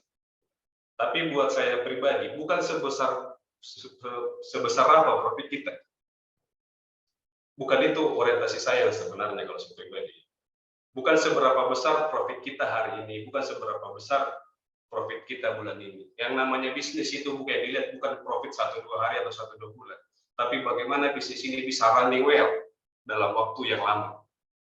Makanya untuk lebih mudah mendapatkan profit konsisten, hal pertama yang saya lakukan adalah profit itu nomor 2. Yang pertama, bagaimana dana kita aman. Kalau dana kita aman, trading kita santai, jalankan dengan konsisten, profit itu urusan pemasalannya. Itu urusan pemasalannya. Intinya bagaimana kita transaksi dengan baik dan benar, dengan analisa, dengan trading plan, dengan disiplin yang bagus, bagaimana dana kita aman. Jadi saya pribadi itu yang menjadi yang saya kedepankan, bukan seberapa besar profitnya, tapi seberapa aman dananya. Ya mungkin saya pribadi materinya singkat ya, karena saya dapat bagian terakhir. Tapi mohon izin sekali lagi saya sampaikan bahwa ini adalah cuma sekedar sharing. Tapi saya pribadi ini yang saya jalankan buat saya pribadi dan buat mengedukasi klien-klien yang ada di Makassar bahwa 3 hal ini tidak boleh dilupakan, wajib kita lakukan semata-mata supaya dana kita aman. Buatlah analisa sebaik mungkin, buatlah trading plan yang matang, dan jalankan itu dengan disiplin. Dan garis bawah, apabila ketiga elemen ini kita lakukan, maka kita akan dapat menggunakan metode trading yang betul-betul teruji, betul-betul bisa menghasilkan, betul-betul membuat dana kita aman. Ya. Mungkin cukup sekian dari saya, tapi sebagai penutup, sekali lagi saya ulang, bukan seberapa besar profit yang bisa kita dapatkan, tapi seberapa aman dana kita dalam transaksi, supaya kita bisnis ini bisa berjalan running well. Sekian, terima kasih. Assalamualaikum warahmatullahi wabarakatuh. Lebih dan kurangnya, ya kurang persiapan mungkin Caca. Ya. Sekian, terima kasih. Assalamualaikum warahmatullahi wabarakatuh. Waalaikumsalam warahmatullahi wabarakatuh. Terima kasih Coach Api. Jadi ini materi keren-keren banget ya semua ya. Jadi semuanya materi udah dipaparkan. Jadi kita mulai aja ya sesi tanya jawabnya. Jadi kalau untuk para partisipan yang ingin bertanya dipersilahkan. Jadi ada beberapa pertanyaan nih untuk Bapak-bapak master. Mungkin ada beberapa yang saya bacakan dulu. Untuk ini ada pertanyaan nih.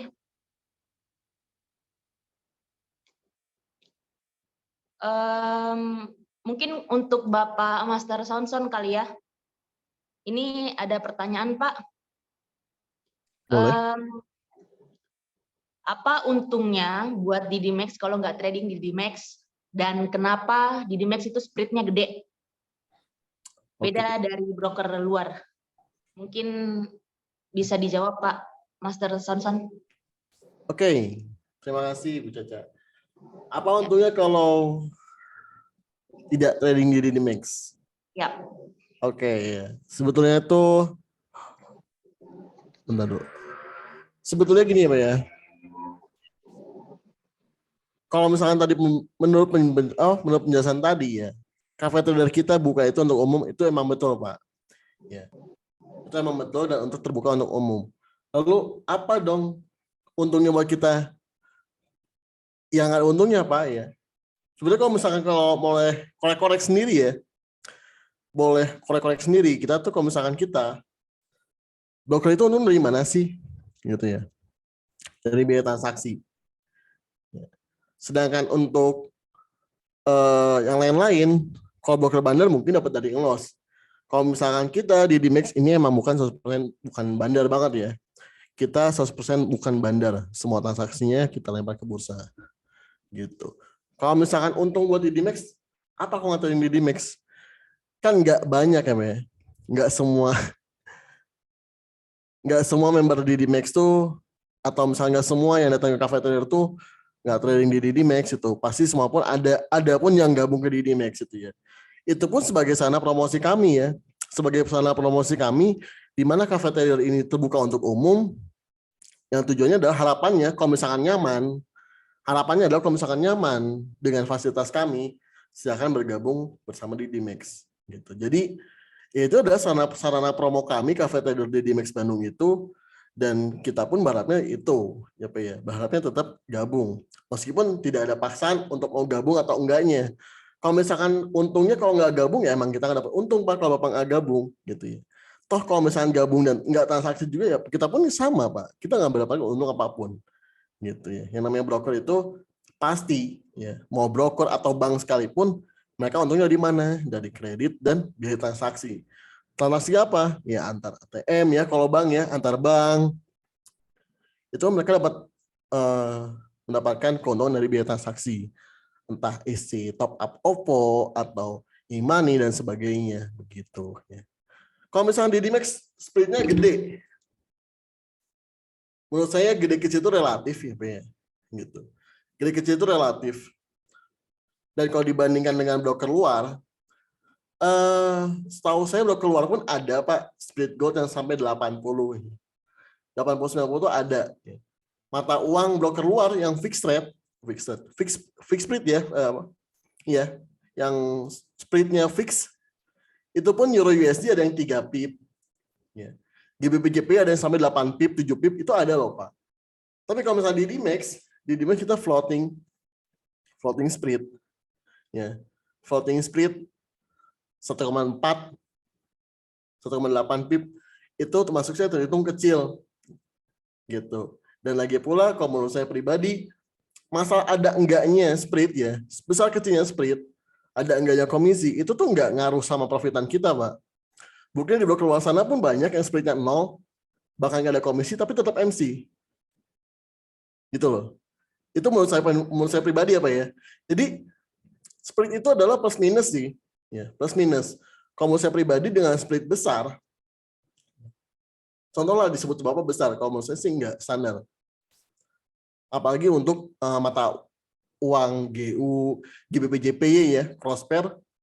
Untuk cross pair itu kita 45 pip itu tuh adalah kecil. Ada yang sampai broker luar, setahu saya itu ada yang fixed splitnya sampai 7 pip untuk GBP-JPY. Untuk gold ada yang sampai 8, kalau di kita 40 gitu.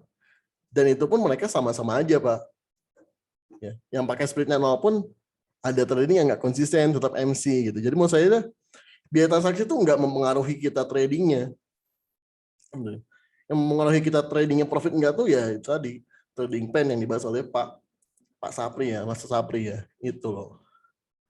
Jadi kalau misalkan dibandingkan dengan broker luar, jelas ya, broker luar tuh hanya white labelnya aja masuk sini tuh, hanya berupa nggak ada apa ya, yang ada operasionalnya, nggak ada sana sininya. Beda dengan di Dimax lokal ya. Broker lokal tentunya ada tempatnya, ya. Ada untuk operasionalnya, yang jadinya kita pun lebih mahal. Tapi kelebihannya apa? Kalau di kita depo value-nya fixed rate. Meskipun kita ada sediakan floating rate, ada, tapi kalau misalkan lebih pilih fixed rate, ya lebih milih fixed rate ya. Kita deposit 100 juta, udah nggak kena margin apa-apa. Mau WD lagi juga tetap 100 juta dapatnya. Seperti itu. Boleh lanjut? Oke, jadi itu ya untuk pertanyaan langsung dijawab dua-duanya dengan Bapak Master Sonson. Jadi ada lagi nih pertanyaan, mungkin langsung dua lagi ya, mungkin untuk Bapak Master Sapri. Ini kan market tertutup nih Pak. Oke. Terus ada broker yang buka, apakah artinya itu dia bandar atau broker bodong? Terus apa saja kalau yang bakalan didapetin nih kalau nasabah pengen gabung di Dimex? Fasilitas apa saja Oke, yang akan siap. didapatkan? Oke, siap Bu ya. Mungkin saya jawab dulu ya pertanyaan yang kedua. Apa sih yang didapatkan sama klien-klien kita yang sudah bergabung ke Dimex?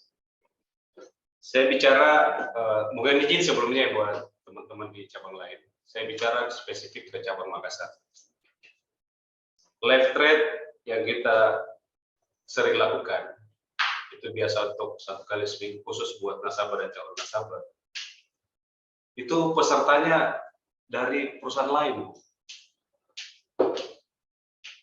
Peserta dari perusahaan lain, baik itu lokal ataupun broker X, katakanlah seperti itu. Sementara mereka ini baru calon nasabah. Mereka trading di perusahaan lain. Mereka datang edukasi di Dimex. Itu jadi gambaran dasar buat kita semua ya. Jadi calon nasabah saja, belum nasabah saja. Mau datang kapan saja untuk sharing-sharing masalah trading. Kita sharing ya, bukan mengajar ya, mohon izin. Kita sharing-sharing tentang bagaimana sih cara trading yang baik, bagaimana sih cara trading yang aman, bagaimana sih cara trading yang santai, yang tidak perlu untuk tongkrongi market 24 hours gitu kan. Untuk kita trading pelototin market dari malam sampai subuh, tapi pelototin aja nggak action, terus ngapain begadang? Kan begitu. Jadi pertanyaannya tadi, jangankan nasabah, calon nasabah atau orang yang trading saja di perusahaan lain, broker tersertifikasi Bapepti ataupun bukan, itu bisa datang belajar di Dimex dan itu free. Kenapa mereka datang ke Dimex? Karena di Dimex free, tidak berbayar. Apapun yang kita tahu, ilmu kita yang sedikit ini, gitu, mungkin yang kita tahu dan ada orang pengen datang belajar ke kantor, silahkan. Bahkan untuk weekend kayak malam Sabtu, begitu Jumat malam, gitu, saya nongkrong di warkop, ketemu dengan klien saya, bawa teman-temannya yang lagi trading di perusahaan lain. Kami tidak pernah pelit untuk tidak, jangan saya tidak mau kasih kamu analisa, kamu kan di perusahaan lain. Itu salah satu jualan kita gitu. Kamu saja yang trading di perusahaan lain, kami kasih edukasi bagaimana dengan nasabah kami sudah jadi nasabah. Kan begitu. Ya kan? Jadi fasilitas yang didapatkan oleh nasabah kita pasti pertama edukasi berkelanjutan tanpa batas sepanjang dia masih nasabah di Dimex. Ya kan, baik itu online maupun offline. Ya kan, kapan saja nasabah punya waktu untuk bisa sharing-sharing sama kita selalu akan siap. Yang kedua, sinyal trading plan itu akan kita kirimkan, ya kan, minimal 3 kali. Open Asia, Open Eropa, Open Amerika, kita akan kirim sinyal dan trading plan. Insya Allah trading plan yang terbaik yang kita bisa. Jadi gitu Bu ya. Singkatnya gini deh, jangankan nasabah di Dimex, yang bukan nasabah saja kita bisa sharing-sharing kalau paling nasabah gitu kan, pasti special condition. Nah, terus pertanyaan yang mungkin cukup ya, pertanyaan yang kedua ya. Sekarang pertanyaan pertama, saya tidak terbiasa untuk menjelekkan kompetitor ataupun bendera lain, karena mereka lakukan itu ke kita. Terus kalau kita lakukan hal yang sama menjelek-jelekan perusahaan lain, apa bedanya kita dengan mereka? Dan gitu, lurus-lurus saja gitu, rezeki pasti ada. Nah, Untuk masalah pertanyaan bandar atau bukan bandar gitu kan, saya tidak memberikan jawaban yang terlalu umum. Saya kasih jawaban yang spesifik saja. Apa sih kelebihan di Dimex dari perusahaan lain selain dari edukasi? Ya DMA, Direct Market Access. Ya kan? Itu DMA seperti apa sih? Nanti kita bahas lebih detail lah. Mungkin tidak cukup waktu ini. Intinya, kalau nasabah betul-betul yakin itu kan dengan Dimex itu. Hal pertama yang nasabah harus tahu, nasabah itu punya akun Signa atau tidak. Pertama DMA, yang kedua nasabah itu punya akun Signa tidak karena sudah bergabung di Dimex. Apa sih itu akun Signa? Akun Signa adalah fasilitas yang diberikan oleh Dimex kepada semua member di Dimex yang telah bergabung dan dikirim ke email nasabah untuk memastikan bahwa transaksi nasabah itu terdaftar di bursa. Nah, jadi mohon izin nih buat teman-teman yang trading di perusahaan lain, apapun perusahaannya, baik tersertifikasi Bapepti ataupun tidak, coba tanya punya akun Signa atau tidak. Di luar dari bandar atau bukan. Yang jelas dia punya akun Signa tidak. Transaksinya terdaftar di bursa atau tidak. Pilih mana transaksi terdaftar di bursa atau tidak. Lebih aman mana transaksi kita terdaftar di bursa atau tidak. Jadi simpelnya seperti itu. Jadi kalau bilang bandar atau bukan itu hal lain lah, kita bisa bahas itu sambil ngopi mungkin ke Rena. Nah, intinya di Dimex itu DMA, Direct Market Access, Direct Market Access seperti apa nanti kita bahas. Intinya setiap member di Dimex itu pasti punya akun Signa. Punya akun Signa berarti semua transaksi di Dimex itu terdaftar di bursa. Terdaftar di bursa berarti transaksinya aman. Apa yang kurang dari Dimex? Cukup Bu ya? Ya mungkin kalau ada pertanyaan lain mungkin dari Mr. Sonson atau dari bisa dijawab sama Master Holly. Mau jadi Bu, makasih. Oke, baik. Terima kasih Bapak Coach Saptri. Jadi gitu ya teman-teman, para pemateri udah paparkan semuanya jawaban-jawaban dari pertanyaannya. Jadi untuk yang ingin bertanya silahkan menuliskan pertanyaannya. Jadi nanti saya selaku host untuk bakalan memaparkan pertanyaan-pertanyaan satu-satu yang bakal dijawab oleh para master-master kita. Terus ada lagi nih untuk pertanyaan selanjutnya. Ini terkhusus untuk Bapak Master Solik. Katanya apa sih ciri seorang trader yang sudah terkena psikologis tradingnya? Mungkin Bapak Master Solik bisa dijawab, Pak. Oke, sesuai dengan materi yang disampaikan tentang manajemen ya. Gimana sih seorang trader itu sudah terkena mentalnya?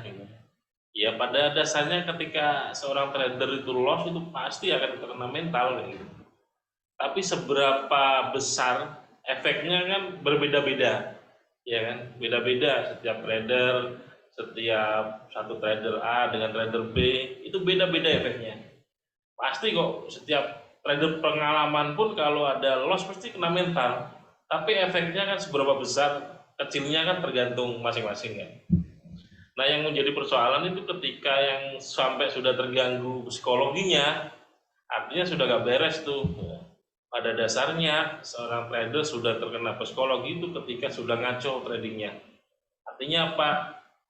Ketika udah nih dia posisi averaging sampai 3 kali, misalkan dalam seminggu udah profit 5 juta lah, giliran masuk market floating tuh pakai averaging sampai 4 kali misalkan, dan 4 kali kok masih ke floating, nggak di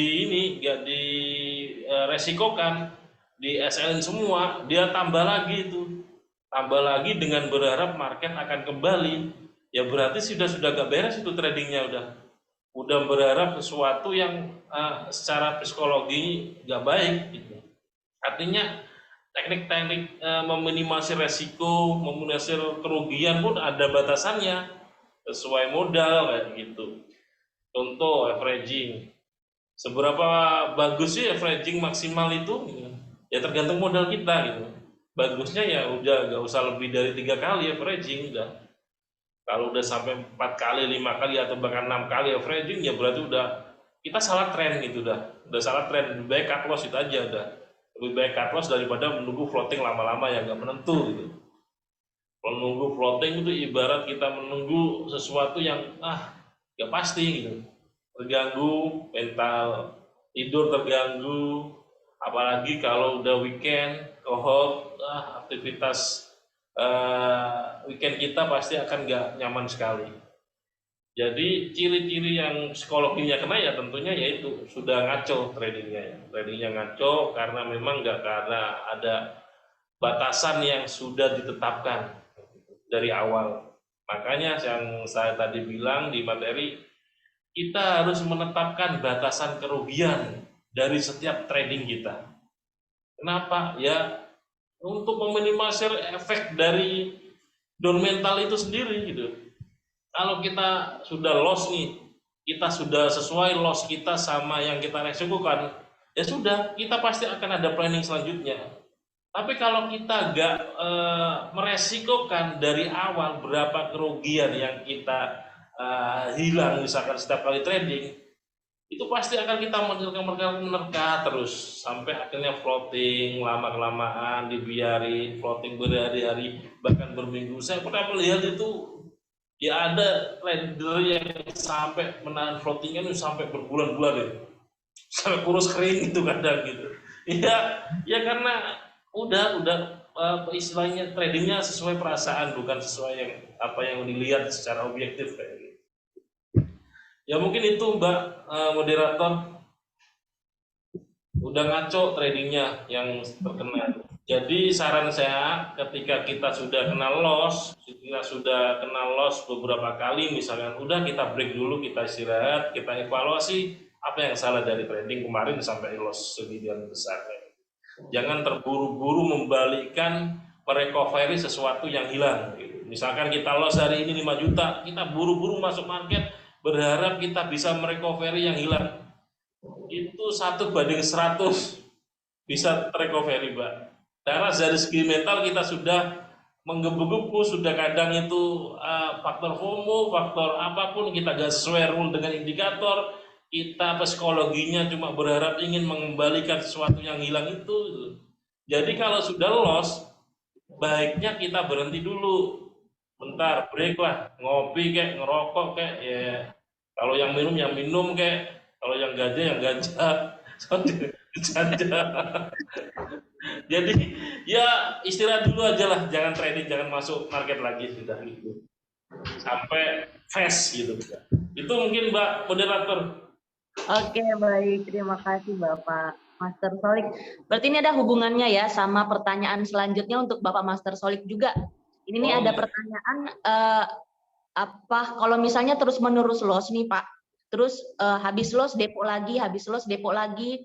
Apa itu disebut manajemen money manajemennya itu rusak?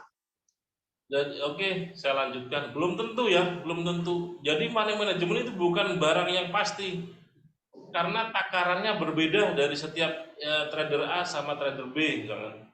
Kenapa takaran berbeda? Karena money management itu terkait sama balance, sama kemampuan kita untuk berapa modal yang kita tradingkan, berapa resiko yang bisa kita terima. Itu kan berbeda-beda setiap trader kan. Jadi belum tentu ketika kita loss manajemen kita yang nggak bagus, belum tentu juga.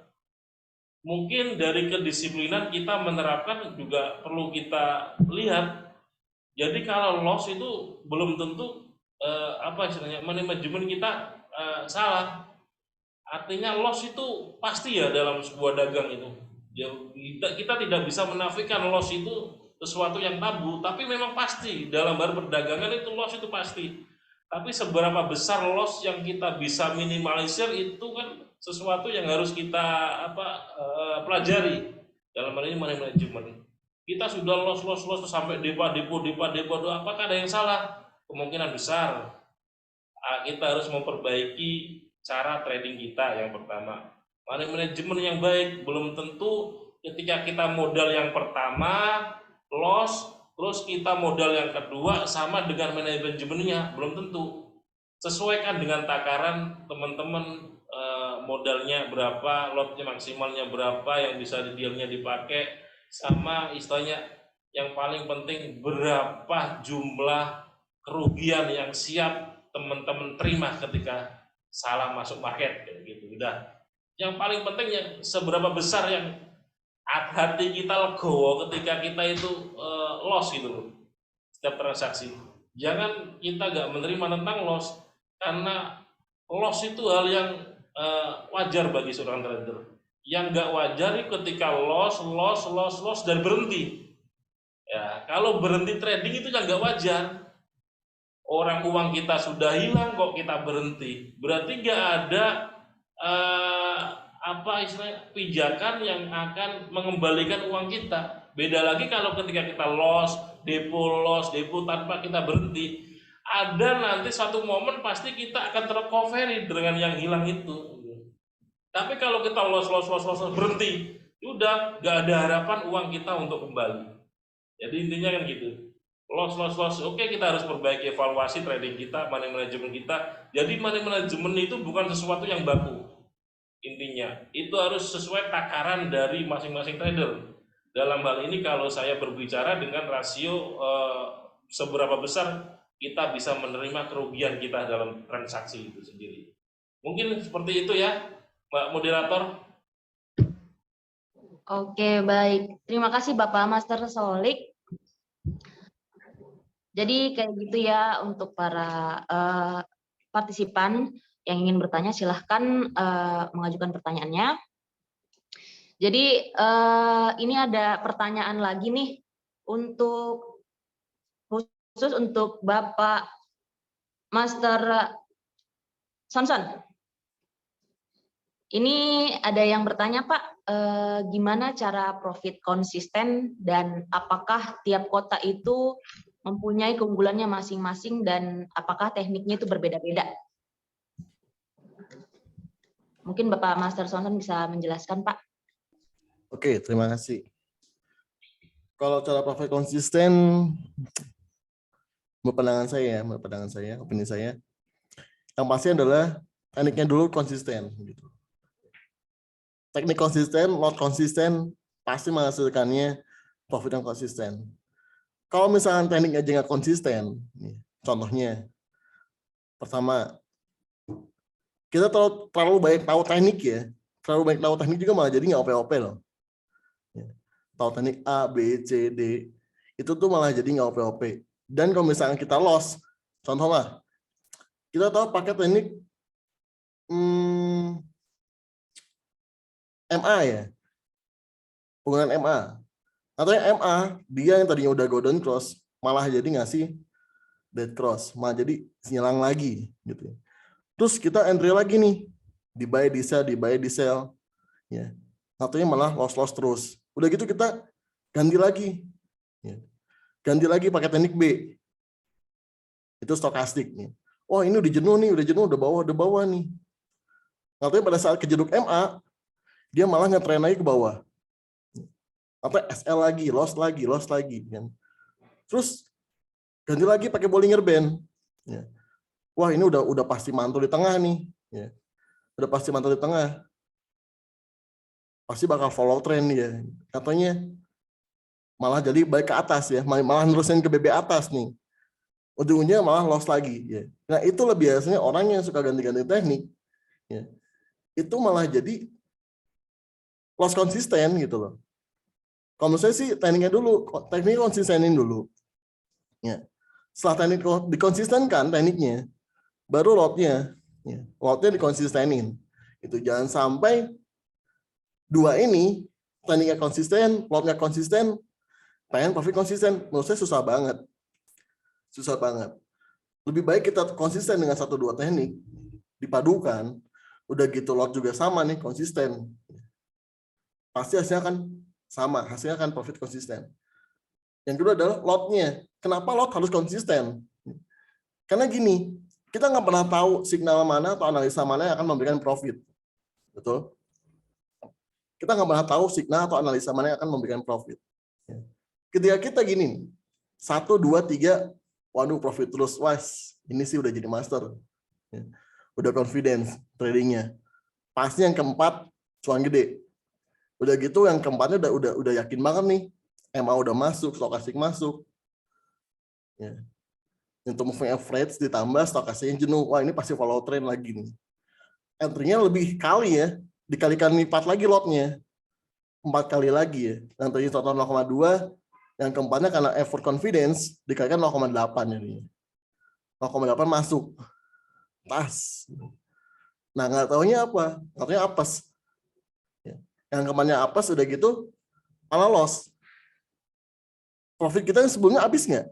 Pasti habis karena lotnya juga nambah. Resiko kita nambah juga gitu. Itu tadi ya. Makanya kita nggak pernah tahu gitu, nggak pernah tahu signal mana dan analisa mana akan memberikan kita profit banyak. Untuk itu lotnya juga harus konsisten. Selain tekniknya, lotnya konsisten. Udah gitu apa? Ya hasil pasti ngikutin. Kalau misalkan kita loncat-loncat nih ya, lotnya ini 1 0,2. Itu signal kedua ganti lagi jadi 0,5. Signal ketiga ganti lagi jadi 0,4. Lu SL, signal ketiga SL. Signal keempat niatnya balas dendam nih. 1 lot langsung masuk. Katanya makin parah lagi. Ya udah gitu. Kita tuh pasti bakal kena. Itu pasti bakal kena semuanya. Psikologi kena.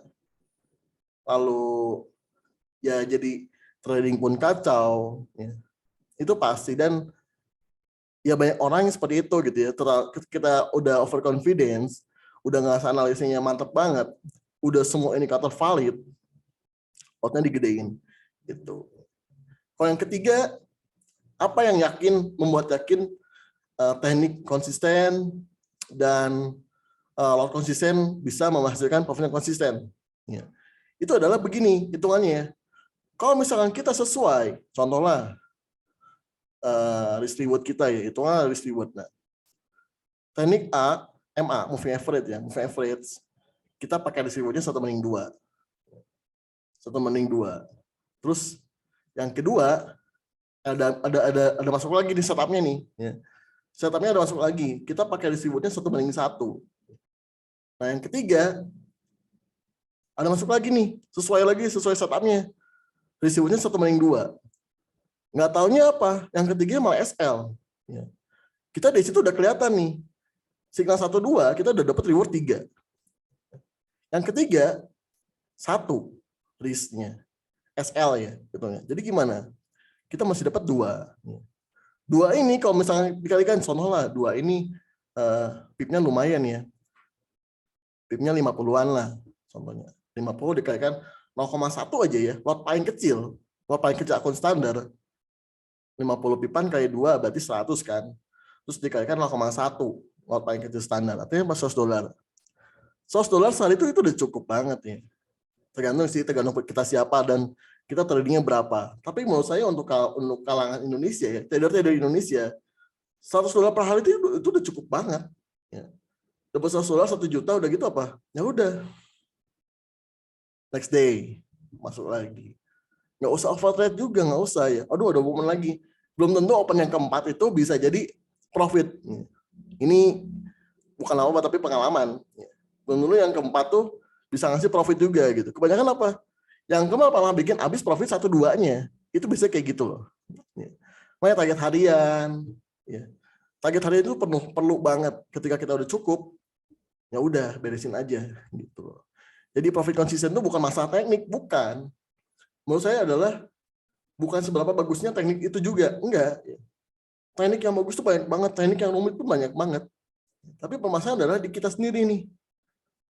1, tekniknya konsisten, 2, lotnya konsisten, yang ketiga adalah cukup dengan target per harinya. Gitu. Lalu apa lagi nih tadi yang perbandingan ya, tiap kota ya? Apa unggulan tiap kota dan apa tiap kota itu beda teknik, gitu Pak. Oke. Kalau keunggulan tiap kota pastinya sama ya, standarnya sama gitu. Standarnya dari kami pusat memberikan standarnya itu sama. Ada webinar, ada yang namanya fasilitas signal, analisa, edukasinya terbuka ya. Maksudnya terbuka itu gimana? Antar membernya nggak ada escape. Gitu. Itu maksudnya terbuka. Jadi member yang komplain, member yang komplain pun bisa jadi ada di situ, ada di grup ya. Jadi kita benar-benar terbuka gitu apa adanya. Kalau misalnya komplain kan bisa tanyain, kenapa kok komplain? Gitu. Itu adalah terobosan broker lokal pertama yang berani seperti itu. Gitu loh. Ya. Yang kedua adalah tekniknya ya, teknik pasti sama Pak. Tadi pasti sama. Tadi pasti beda. Kenapa? Karena kami pun ya wajar apa ya. Tiap trader pasti beda tekniknya gitu ya. Penggunaan moving average pun ya. Penggunaan moving average pun antara saya, Pak Api, terus Pak Solik, mungkin ya kita paham dengan moving average, tapi pemakaiannya beda, itu mungkin aja Pak. Jadi kalau misalnya tekniknya beda, pasti beda, nggak mungkin sama. Yang periode MA-nya aja sama, itu bisa beda Pak, bisa beda cara penggunaannya, gitu. Jadi itulah uniknya trading, kita beda-beda tapi tujuannya tetap profit Pak, gitu sih. Oke, cukup sekian.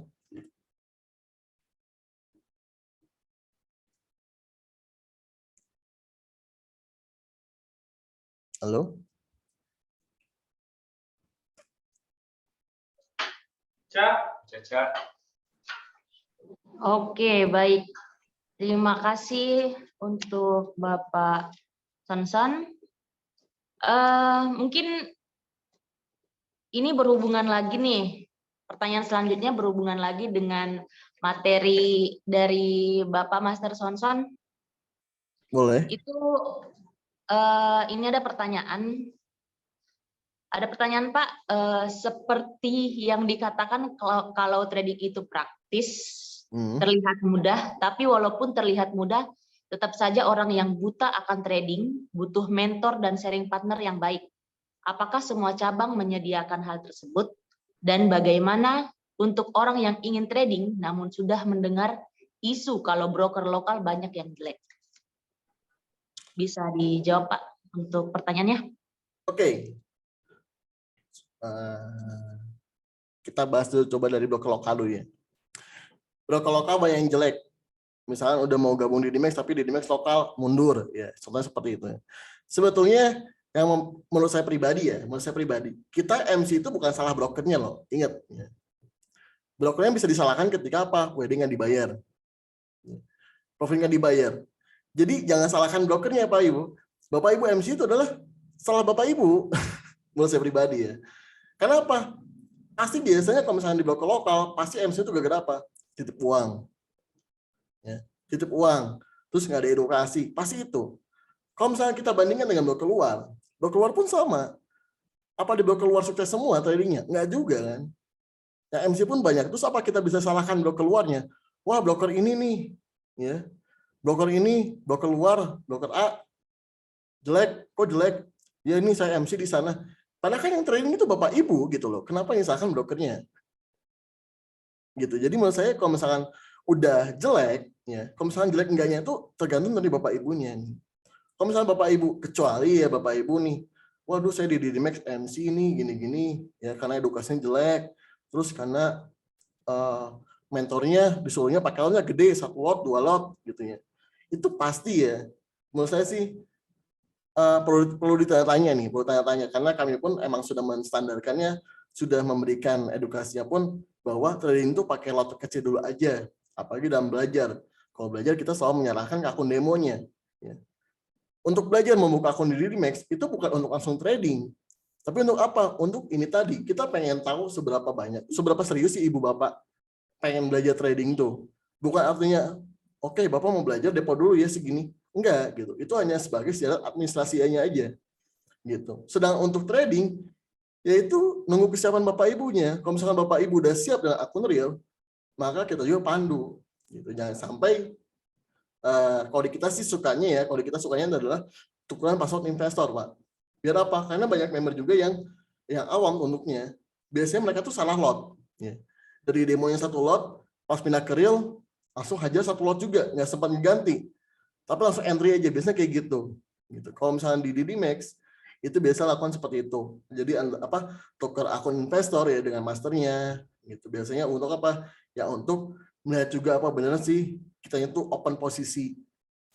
Biasanya sih seperti itu ya kalau untuk DDMax itu. Kalau misalkan trading praktis terlihat mudah, emang mudah Pak. Ya. Kita bandingkan dengan konvensional. Ya. Kita bandingkan dengan konvensional ya apa. Untuk bisnis konvensional pertama kita harus lihat apa? Pasarnya, di sekitarnya. Udah gitu apa? Tempatnya. Udah gitu apa? Perizinan. Perizinan ada 2 ya. Perizinan preman setempat sama apa lagi? Perizinan dari Satpol PP. Itu 2-nya preman. Betul kan? Itu susah banget Pak gitu. Sulit. Kalau praktis, kalau misalkan praktis ya, atas nama praktis gitu ya. Tanda kutipnya praktis. Ini tuh praktis hanya untuk apa ya? Maksudnya tuh tinggal menyediakan persyaratannya KTP ya, bank, terus NPWP, udah gitu udah bisa menjalankan bisnis trading. Laptop, HP pasti pada punya dong ya. Gitu. Untuk Zoom ini aja kita menggunakan handphone yang cukup canggih. Ya, menggunakan Zoom ini pasti bisa trading juga. Gitu ya. Di sekarang iOS ya, iPhone ya, iPhone diblokir nggak masalah. Kita menyediakan namanya website ya, web trade dari DDMax. Kita ada solusinya. Jadi kalau misalnya kita bandingkan masalah praktisnya jauh banget Pak. Ngomongin konvensional, kalau misalnya di Bandung sendiri ya, 100 juta saya rasa kurang. Kok saya rasa 100 juta itu kurang karena pasaran tempat di kita ini untuk tempat aja rata-rata pada 50 juta setahun. Itu belum sama barang-barang dan lainnya. Dan apalagi ketika kita menentukan bisnis, contohnya kita mau bisnis baju ya, bisnis jual beli baju di pasar baru, harga tempatnya itu 3 kali 4 itu 50 juta setahun. Lalu kita memutuskan 3 kali sewa ya. Kita memutuskan untuk sewa tempat itu 50 juta langsung pas. Itu kan nggak mungkin 50 juta itu dibayarnya cicil juga. Bu, nanti kalau saya profit baru saya bayar ya. Itu nggak bisa kayak gitu. Ya, nggak bisa.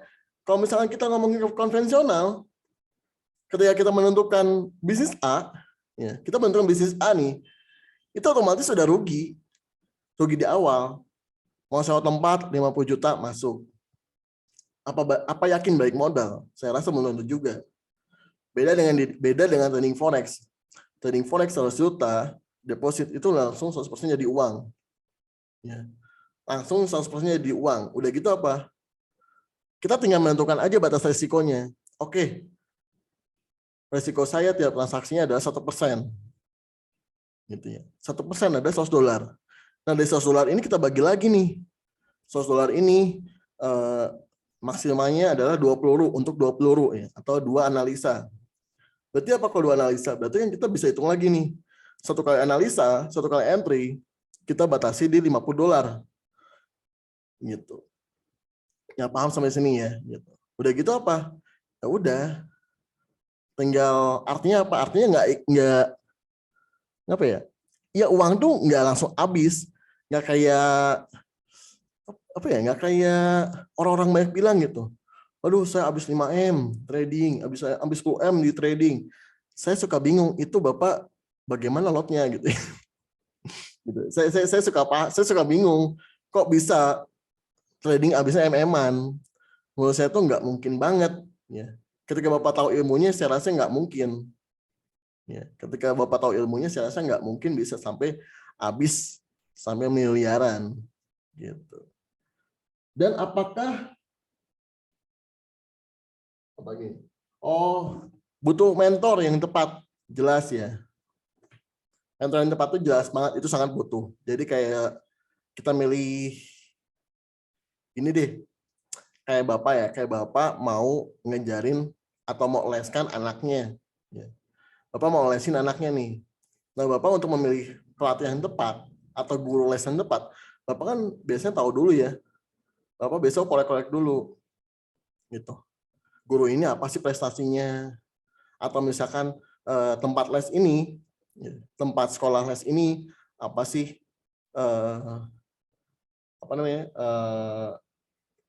ya kelebihannya gitu kan. Jadi menurut saya butuh mentor itu perlu banget, Pak. Butuh mentor itu dalam trading perlu banget.